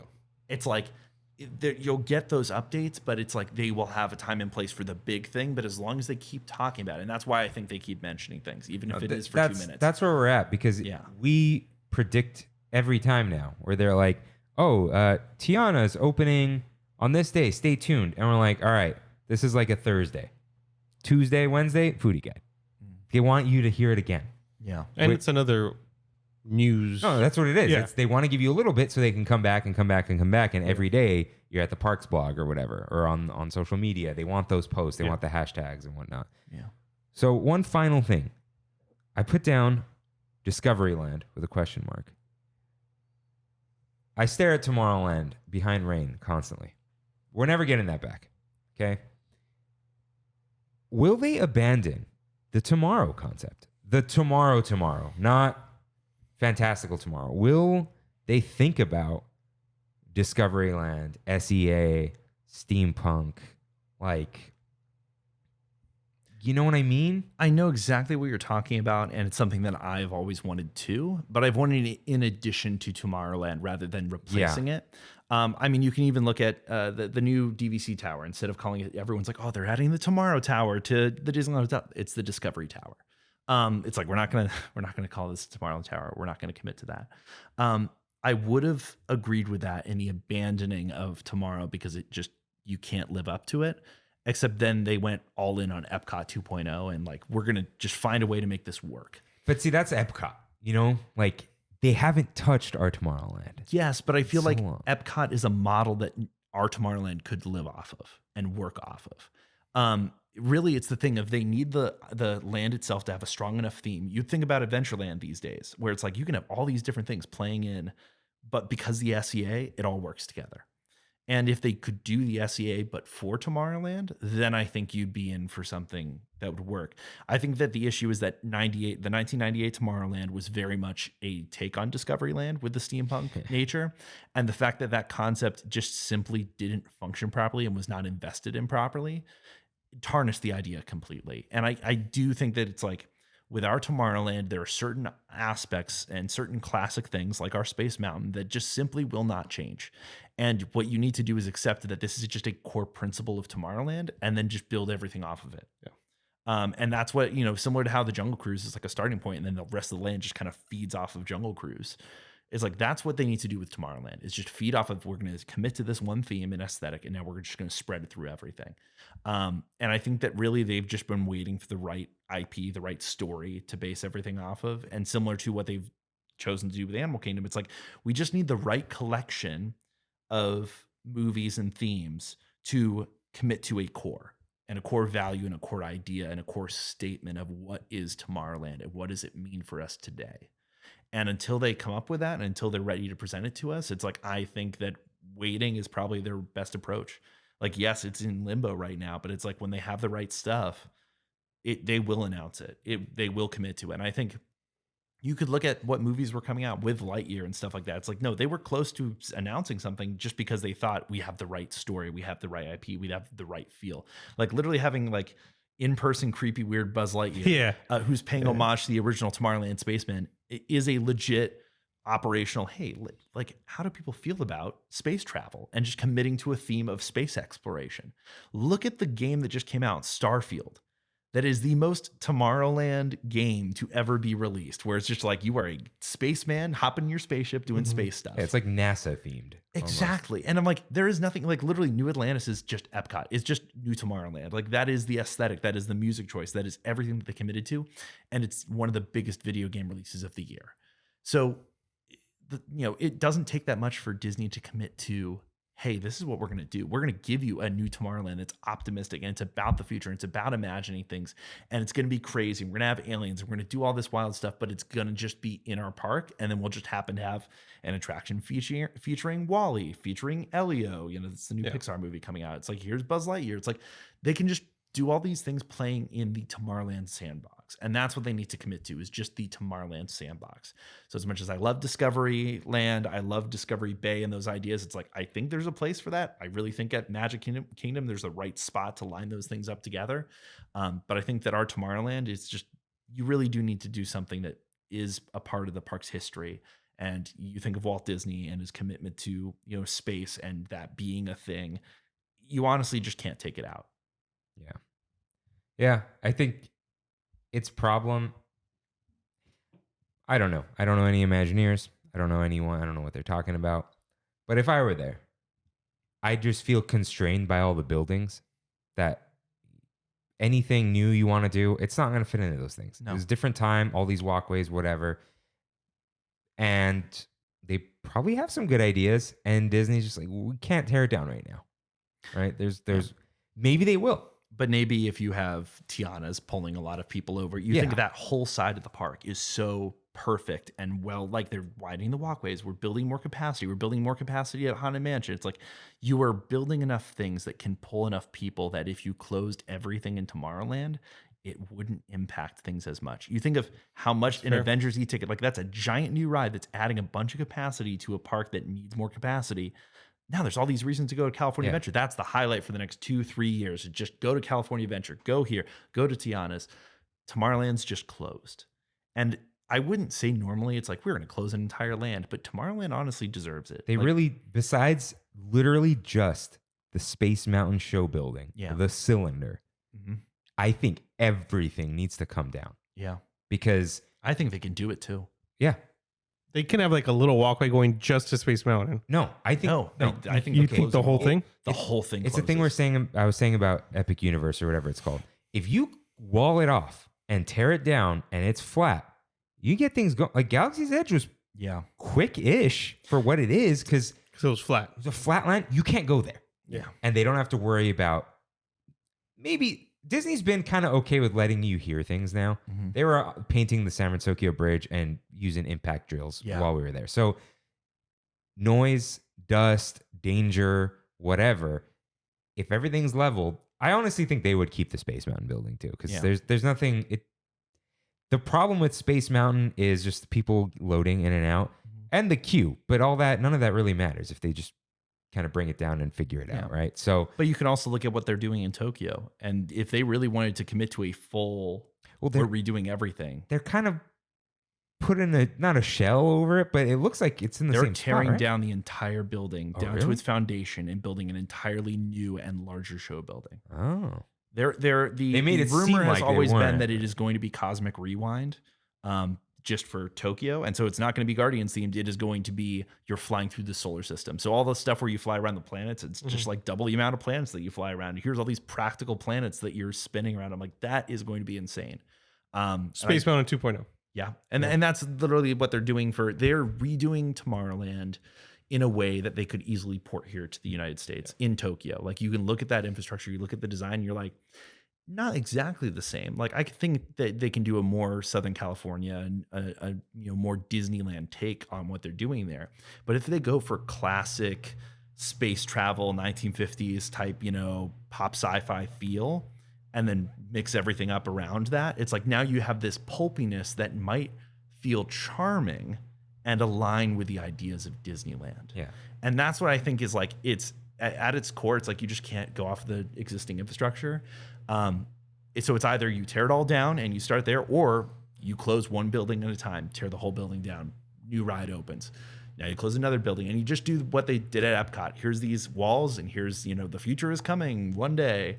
And you just slowly do it piecemeal over the course of a 5-year plan. I think if they are going to redo the whole thing, I do think they will kill Autopia because it's huge. Yeah. It's huge and not like, oh, it's a waste. Blah, blah. They imagine that much space in Disneyland and it's just like design Tomorrowland. Go ahead. They could do whatever they can do a new people mover where if there are no people mover tracks, they could build one that goes around a new formatted land that doesn't need to go around rockets or whatever, So, yeah, that would be a huge deal. And the longer they wait, the more it seems like they're not going to just slap a sticker on something like they have been. Well, and that's the problem is it's like they've waited so long that it's like you're eventually reaching the only conclusion is to tear it down to its foundation and completely build something new. I think that's the exact same place that the Matterhorn is going to find itself into eventually. It's like this whole side of the park is just going to be demolished and rebuilt. And it's just a matter of timing. And I think that that's one of those things that we haven't heard about, Disneyland Forward or this or that. And it's because there's so much left to do that you don't even get to talk about that. You still have to go and level Hollywoodland, do something new there. It's like, but we haven't had the Beyond Big Thunder Mountain conversation for Disneyland, and it's because of Tomorrowland.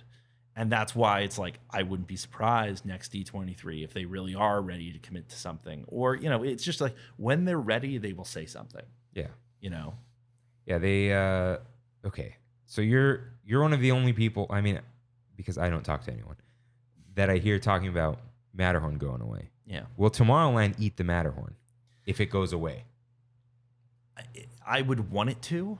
I think that in the end, like I would believe very strongly that they would get rid of the Matterhorn and they would reutilize Autopia space to put in Frozen. Like I really think that they would do the Arendelle expansion that they've done in Hong Kong. And they would build a new roller coaster. They would build a new mountain with the North Mountain facing Fantasyland. But from the center of the park, it still looks like Matterhorn. It still looks like the classic park I remember. It's just now happens to be a brand new roller coaster and a brand new mountain that looks like the classic. Like that's the only solution I see. So Tomorrowland could eat the Matterhorn and Pixie Hollow and then give up part of itself for more fantasy. For more fantasy. So a little shifting.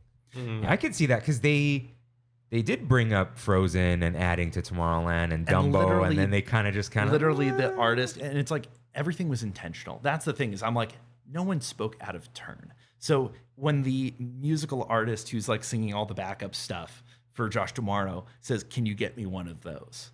to Josh D'Amaro about Frozen, you know, it's like, can you get me one of those? It's like, no, I believe Frozen is inevitably going to be in every single theme park. Yeah. It's like, it's already in Florida. So where is it going domestically? Disneyland, somewhere, somehow.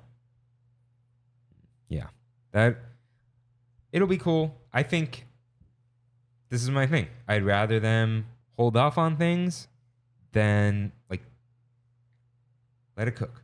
Yeah. Let it cook. Let's get the right thing, you know?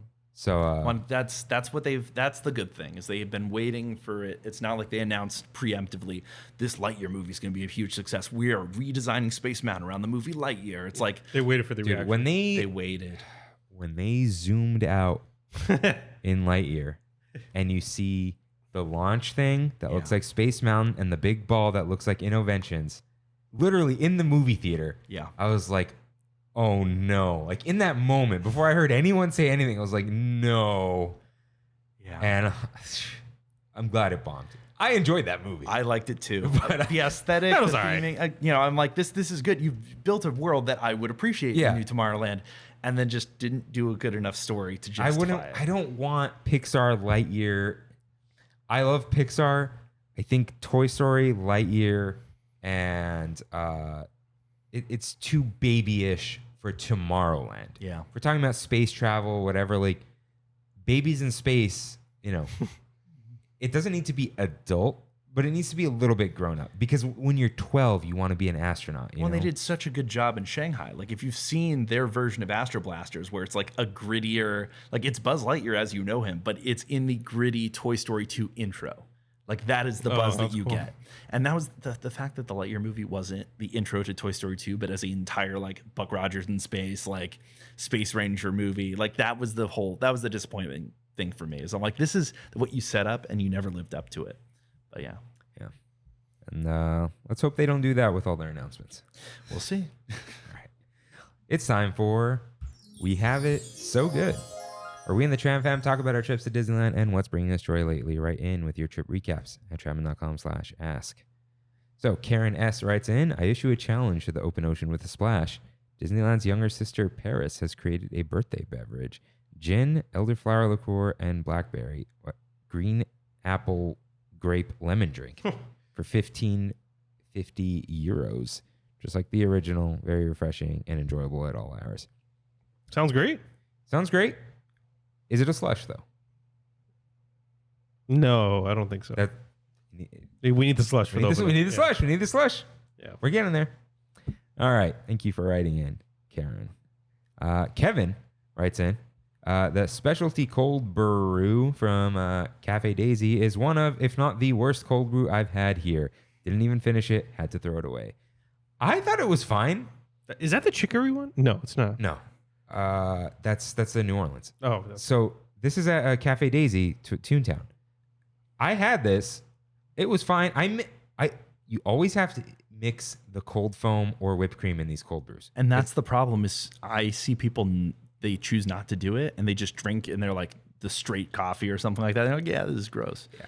Kimmy hated this thing, but she likes caramel, but not caramel drinks as much. Yeah.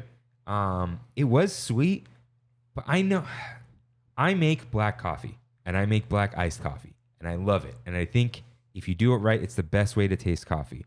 But I also know when Daisy is selling me a cold brew, I'm going in for the dessert. But I think the problem is a lot of people are in the in-between and Disney doesn't have anything for them except maybe the black half cold brew.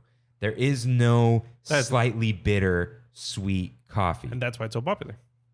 Yeah, because otherwise you got to go to Starbucks, get a cold foam, mix it in. So I think it's fine, but I understand why people don't. Because if your go-to is like a shaken espresso or iced latte or iced caramel macchiato, you're not going to like anything at Disneyland. It's either too sweet, too bitter. That's where I'm at. I'm right there in between. All right. So we went Wednesday, which Rain, I doubt you went before Wednesday because we recorded on a Tuesday. Yes. So Kimmy wrote in we got a lot of downloads last week. Moving on up. 857. Nice. So Kimmy wrote in. We have it so good. I had the best time at Disneyland for my 31st birthday. Kirk and I got there around noon, and we did lunch at my favorite place, Lamplight Lounge. Kirk grabbed the reservation the day before, and it was definitely one of the highlights of the trip. We sat in front of my favorite Pixar display, the Coco Wall. And my favorite thing we got was the pork bow. Kirk probably knows the proper name for it. I will fill in details, but I won't read my full thing. Got to hang out there and just chill out and brace ourselves for the summer heat. From there, we jumped over to Disneyland, and we did as many rides as we could with Genie Plus in no particular order. Indy, Big Thunder, Haunted Mansion Holiday, Mickey and Minnie was a standby, Casey Jr., and probably more. She said, I even finally got to ride the sailing ship Columbia for the very first time. Nice. I loved it, every second of it. We also grabbed some new food over at Docking Bay 7 for dinner. We did cross back to DCA in the evening just to walk around and see all the decor, which is my favorite time of the year. After walking for a bit, Kirk grabbed us a Web Slinger Lightning Lane, so we decided to make that our last ride of the day. I dominated the entire car with my high score. She's oddly good at that game. Overall, a really good day to spend my birthday. As a side note, my 31-year-old body can't handle long, hot Disney days as well anymore. But I still had a wonderful time with my favorite Trammin host. Sorry, Rain. Dang. So yeah, we had a great time. I'm just going to try to run through things very quickly. Lamplight Lounge was at 12:40. We started with the Butterscotch Apple Mule, which was recommended by Andrea and Valerie. It's spiced rum, butterscotch schnapps, apple spice simple syrup, lemon juice, and ginger beer for $17. It was really good, but it felt sweet towards the end. So maybe grab one and share it. Like it just was, it A little became, desserty.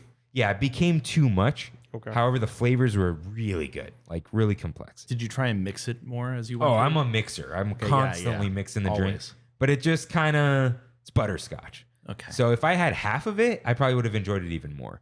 Or if like Kimmy did drink a little bit of it, she liked it too. She likes sweet meals. That's what I've come to realize, because she likes the vanilla one from Craftsman.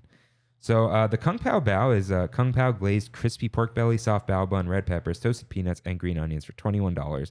The pork belly was both soft and melty, but also crispy. And the flavor just blew me away. And you can't beat the steamed dough bun. So highly recommend. So you liked it? Dude, best thing at Lamplight. Wow. Kevin gets it. I'd get my own. We shared the three, split one in half. It was great. We did share the steak nachos. I don't need to read what they are. $23. Good as always, but they got to do that double layer thing. Yeah. Like they do at Craftsman. But the point of these nachos is that mound looks so nice. Oh, People yeah. love it. So, but it was good. For dessert, we had the pumpkin spice donuts, warm and fluffy donuts tossed in pumpkin spice sugar, served with orange cream cheese dip and hot buttered rum sauce. 5 mini donuts, $11. Hot buttered rum sauce stole the show. Brown sugary and rummy. Orange cream cheese, gross. Sounds nasty. Yeah, it did not hit. But dude, I was drenching it in that rum sauce. Nice. Yeah. Pim Test Kitchen, I grabbed the Witch of Westview's cold brew for $6.79. Butterscotch cold brew, marshmallow milk, and chocolate foam, topped with a toasted marshmallow and streusel crumbs. Kimmy didn't like it. Very sweet. It was a little sweet after the donuts. But again, it was like a cold brew dessert. For me, it's like a theme park food. Yeah. So that's why I like these cold brews. Cool. Yeah. We did check out the Disney 100 exhibit and the Haunted Mansion exhibit. That's pretty neat. Yeah. Because I wanted to see the model you told me about. They got rid of the map. Disney map. I just have one question that I need to post to Instagram for everyone's opinion.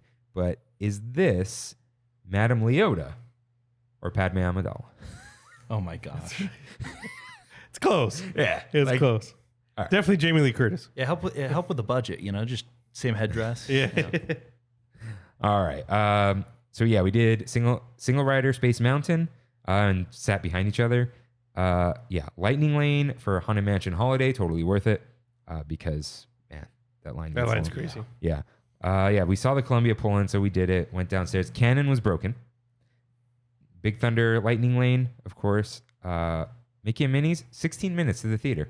It said 35, went down to 30 at the sign. And you timed it? Yeah, we timed it. There was a little wait past the theater, but like 3-4 minutes, right? Indiana Jones Lightning Lane, yeah, like I said, no boulder scene. And then we went to, we were a little hungry. Like, okay, we'll go to Docking Bay. On the way there, I was trying to get the popcorn at Katsaka's Kettle, but I noticed the Pula Blossom Slush, plant-based, ube-flavored horchata, topped with cold brew for $6.99. So it's a ube horchata. So you get the milkiness, riciness, cinnamon with ube. It's purple. Slush comes out, and then they pour cold brew on top. You got to mix it a little bit. Don't use the straw because it just kind of sucks the juice out of the ice, you know? I really like this. Yeah, try that. This was also sweet, but not as sweet as a cold brew because it's icy. Because taro could be not very sweet. So, yeah. So I think this is a good replacement for the taro cold brew because it has a great horchata flavor, not as sweet and thick. Yeah. Maybe not as much cold brew, but a nice icy, dude. Nice slushy. Nice. Yeah. Docking Bay 7, I tried the new spiced shock and golden lichen grains, turmeric basmati rice, ditalini pasta, beef arrabbiata sauce, and charred onion for $17.99. It kind of tastes like cheap Italian food. The beef was really dry. Some of the rice was crunchy. Basmati is very thin rice. The little pasta, it was like chopped up elbows inside of the rice, and it was like a marinara. The flavors were okay. Don't recommend though. Kimmy got the classic, the falafel and cold brew. Yes. And I said we were gonna cross, but I said let's walk through Fantasyland. Casey Jr. had no wait. We got the back of the caboose. It's the best. Awesome. Snapped a quick pumpkin pick from the side because the line was too long. Went to DCA. Good vibes. Every time I see a hideous Sora pin, You have to buy it. I have to buy it. And I saw the box of magic bands. Like, let's go. Give me one of those for free. That thing's really ugly. But Magic bands? yeah. But it's a magic band. Yeah, it's a magic band. Kind of useless because Kimmy doesn't have one. But we had to check out Cars Land. We took a pick at Flo's with a photo pass because there's no one there And magic in the band. car. Dude, I didn't know that. Yeah. They're like, oh, let me just tap that magic band. Have you set it up already? I go, yep. Dude, tap. By the time we got to the gift shop, it was already there. It was there. Yeah. I hate finding that stupid code because I don't know where it is because I never use it. So way better than the app right away. We weren't planning on staying late, but you could grab a Genie Plus for free. So by the time we were done with everything, we just did the Web Slingers Lightning Lane. And funnily enough, I tapped my magic band just to like do it for once. And I got Kimmy's barcode and the scanner was like not scanning. It took a Oh second. my gosh. So just like, or maybe they make the scanner go slower when you use a magic band to convince everyone in your party to Yeah, get the one. magic. Honestly though, if everyone had one, it would probably be quicker because they won't crowd all the other scanners. Yeah. I cut multiple families because I'm like, hey, I'm going to use that scanner. And 7 people move to the side and I walk ahead of them. And that's their fault. Well, and the fact that they're doing this whole promo, that they still have magic bands available, it's like very clearly like, hey, if you are a magic key holder, get the magic band so that way you make the park easier. Yeah, and it'll be easier for them too. Not just That's just what, I think the thing is they balanced out. It's like, give these away for free. The operational benefits. It's like, all right. because what's going to happen is everyone's going to grab these ugly things, realize, hey, this is, you know what? It's useful enough. Yeah. And when they see one that they like, they'll go buy it because it's hideous. It kind of is. Yeah. San Francisco at night is beautiful. And I did see the Flix Flyers panel. I posted it this morning, right? And then we noticed on walking out of, I forgot to post this, walking out of Soarin', hand out the Flick cards. Wow. And they got Flick on there. That's hilarious. Freddy, correct me if I'm wrong. Fabulous line information keeper. Maybe. That's what I've heard. I think that might be right. If it's not fabulous, it's fashionable, but I think it's fabulous No, line. fabulous. Yeah. No. Line information. Those are the red keeper. cards? Yeah. Ah. Yeah. So It's got to stand for something. yeah. So yeah, we walked in the Soarin' and we walked out, and then decided to go get the Mickey gingerbread at the Grand, and I got the pumpkin cookie shot because they only had that one and the chocolate, but they also have a churro, and we mentioned it. Got it with rum chata. It It was okay. was very cakey. They look different. Yeah, there's thick, cakey, not that great. Saw someone getting arrested or something outside of the Grand. Nice. And, yeah. Sounds great. and then walked out. And then I also went Sunday. But do either of you have any trip reports? I was there for like 14 hours on Saturday. Oh, Yeah, I'll go quick. what you got? I'll go quick. I did Fantasyland in the morning, and I saw Mary Poppins ride the carousel with the band, and they stopped the music, and the band played. Beautiful. That was awesome. That was so cool. Let me see some highlights here. I took my niece, and she was dressed up as Jasmine all day. Had Is a she great over time. Mirabelle? Yeah. She's over that. She's Jasmine now. Cancel the Encanto attraction. It's over. That's what I was thinking. I got a PSL cupcake from Pooh Corner. That was fine. Totally fine. Their cupcakes aren't good. I did a few different things throughout the day. Nothing like crazy spectacular. Genie Plus was great. I got it all day. I used it for like 4 or 5 rides. Still totally worth it. Yeah. Yeah, it was awesome. Honestly, the highlight of the day, weird enough, I had never done it before, but I did Goofy's Kitchen. Wow. It's not good. I was so impressed with the food. I went in there thinking, oh, this is mediocre. It's gonna be mediocre. This is gonna be Golden Corral at Disneyland. Some of the best beef ribs I've ever had. Some of the best like fried broccoli I've ever had. It was thoroughly impressive at Goofy's Kitchen. And my niece had like the time of her life. With the Yeah. cookies. Look, if you got a kid, it's like the best birthday party they're gonna have. And that's the only reason why we went. And I'm like, I told Brandy, like, we wouldn't come here on our own, but with my niece, it's perfect. It was perfect. So, I just had a good time. I went to the Fantasia gift shop for the first time. I had never walked in there. See? Yeah, that whole backside of the hotel, I really had never been. Did you get in the car? No, you but put I your took a niece in the picture of the car. Okay. Yeah. And then, we just hung out in front of the Disneyland Hotel for a while and then walked back to the car. Nice. So, Nice. Freddie, you got anything of note? Down at the So parks? we had a wedding that we had to go and attend to yesterday on the 10th. So to celebrate my birthday, we went in on the 9th and did a little Disneyland day.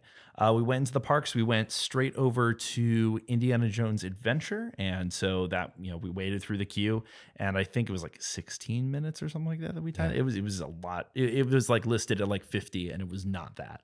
The line was continuously moving, and we got inside and out of the sun because it was really too hot. And everything worked, and it was a pretty flawless run on Indiana Jones Adventure. Then we also did Pirates of the Caribbean. Those are the only 2 rides that I really cared about. When we got in line for Pirates, we mobile ordered to get mint juleps, and also so we could like walk by Tiana's Palace and take a peek in. And then we also mobile ordered for Harbor Galley to get a lobster roll, because in the hot sun, a nice cool lobster roll was perfect. It was just what we needed. That was very refreshing. We went over to California Adventure to attempt to get the Snow White Scary Tree mug. Oh, right. They had, the Carthay one, and we were there, and that was the day that they officially sold out of their very last one. We couldn't get into the lounge at all. You had to go into the lounge. You had to get into the alfresco dining in order to get it, and we just couldn't get on the wait list for it. It was pretty much, it was barred all day, and they were saying it was like pretty much impossible. It was only reservations. But we did manage to get a walk up to go into Carthay Circle. So we had a lovely nice. sort of early dinner at Carthay Circle. What'd you get? It was amazing. We'll get into that into the one. All right. All right. Yeah. So just real quick, we were supposed to meet up with Tori and Rory. Yes, those are the names, and they are married. On the day of the hurricane. We canceled that trip, but we met up with Tori, Rory, and Viviana for a quick little trip. It was cool in the morning in Lake Forest. I don't know. We were feeling foolish, so we went straight to Disneyland at like noon or 1. It was death. Pure death. But we grabbed a quick bite at Avengers Campus. Kimmy got the not so little chicken sandwich, and I got the New York's tastiest chicken shawarma. Dude, Great. I was starving. And I was like, I'm not waiting for Aunt Cass. I'm not trying to get the chili relleno. I might get that tomorrow, though, a burrito. Dude, I just opened that thing up. I dumped the tahini all over it because I love that stuff. Hit the spot. Nice. Really good. Falling apart, but it is what it is. Let's see. We went on Soarin', which was under 20 minutes. Thank you. They were waiting in line already, but like they had just curved around the outside.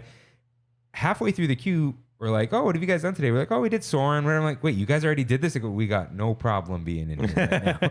So then we, Little Mermaid, less than 20 minutes. I grabbed Rain's hated dirty matcha. Disgusting. Joffrey's coffee matcha green tea cold brew with strawberry cream.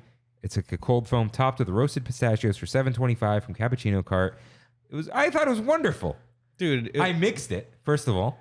you know what? I didn't mix the strawberry Rain! topping. The strawberry topping? Dude, strawberry topping is like whipped cream with a light sauce. Dude, that's why. It was 90% matcha, 10% cold brew. I don't think they should ever mix matcha and coffee. There isn't cold brew in there. That's why. Like it's a lie. It's pretty green.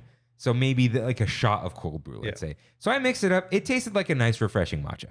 You gotta mix the foam, like the pumpkin cream cold brew at Starbucks. Yes. The only time it's good is when you, Yeah. Okay. The foam, too sweet. The cold brew, kind of gross. Mix it up. One of the best things at Starbucks. We were going to do Turtle Talk, but they were like, we're closing the building at 4 because of Oogie Boogie. Everyone get out. Yeah. So we walked out and we were going to cross to Disneyland while they were going to get ice cream and leave. And we were just like, oh, we'll go to Disneyland. We saw the lines because people were already crossing. We went to Starbucks, grabbed the cold brew, and went home. Yeah. Too hot. I kind of stopped talking at the last 30 minutes and I was overheated. I think that's what happened. But I did have a good time. Nice meeting up with friends. And of course, Kimmy's birthday. That was such a fun trip. I'm like, we go there often enough where it's just like, you just buy the Genie Plus and go on the big rides for a birthday and just take it easy. And it's a good time. Yeah. 100%. And it wasn't too crazy, I guess. So had a great time. So Rain, what time is it? It's Pizza time. It's time for one last bite. Freddy, as always, what is the best thing you tasted this week? So we went to Carthay Circle, and I had never had, and they very rarely have a steak at Carthay Circle, but we go in and we're like, okay, well, we can't get in the lounge. A little disappointed, so we ordered our drinks, and I had the Carthay Mai Tai, which was amazing. It was very well made. And then we were looking down the menu, and actually the cost of splitting, it's a $70 steak sirloin. The cost of splitting that was cheaper than both of us getting entrees. So we got the steak sirloin. We also got the Kodiak mashed potatoes. And when I'm telling you, the mashed potatoes were phenomenal. Yeah, they are. But that steak is the best steak I've ever had in my life. Oh, wow. It was it was perfect. Perfectly well seasoned. Like everything about it was great. And it's like, I normally would not recommend going to Carthay Circle. I'm like, it's too expensive. It's too out of the way. But it's like, if you decide to go there and you decide to split that steak, worth it entirely. It's such a great experience. And we were sitting there right there next to the Snow White paintings. It was great. Have you ever had the pork chop? No, not yet. It's like his thing, man. Dude, I'm not a pork chop guy at all. But that pork chop, oh my God. See, I love Carthay Circle. I love the, You general, don't think to order the pork chop, right?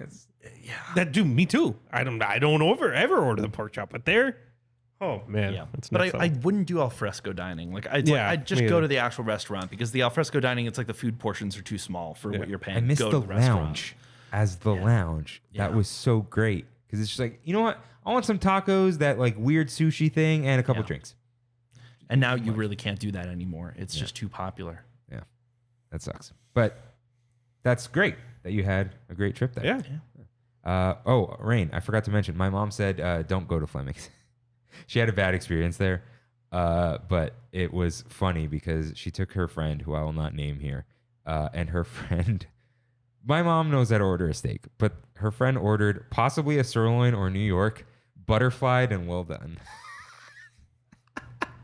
Okay. But it was also in Rancho. Yeah. Don't go to Fleming's in the IE. Yeah. I'm good. All right, Rain, what is the best thing you tasted this week? Speaking of steak, skirt steak. I made that late night carne asada the other day. Oh, dude. Dude, it was phenomenal.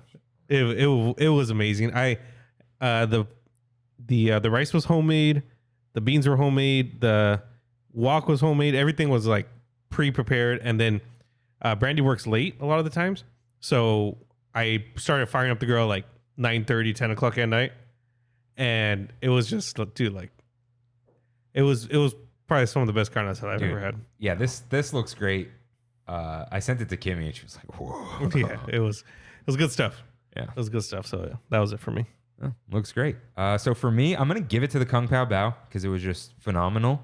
I just want to give quick shout outs to a pork bao, almost the same thing, at Starfish at Laguna. And I want to give a little shout out to soft shell crab sliders.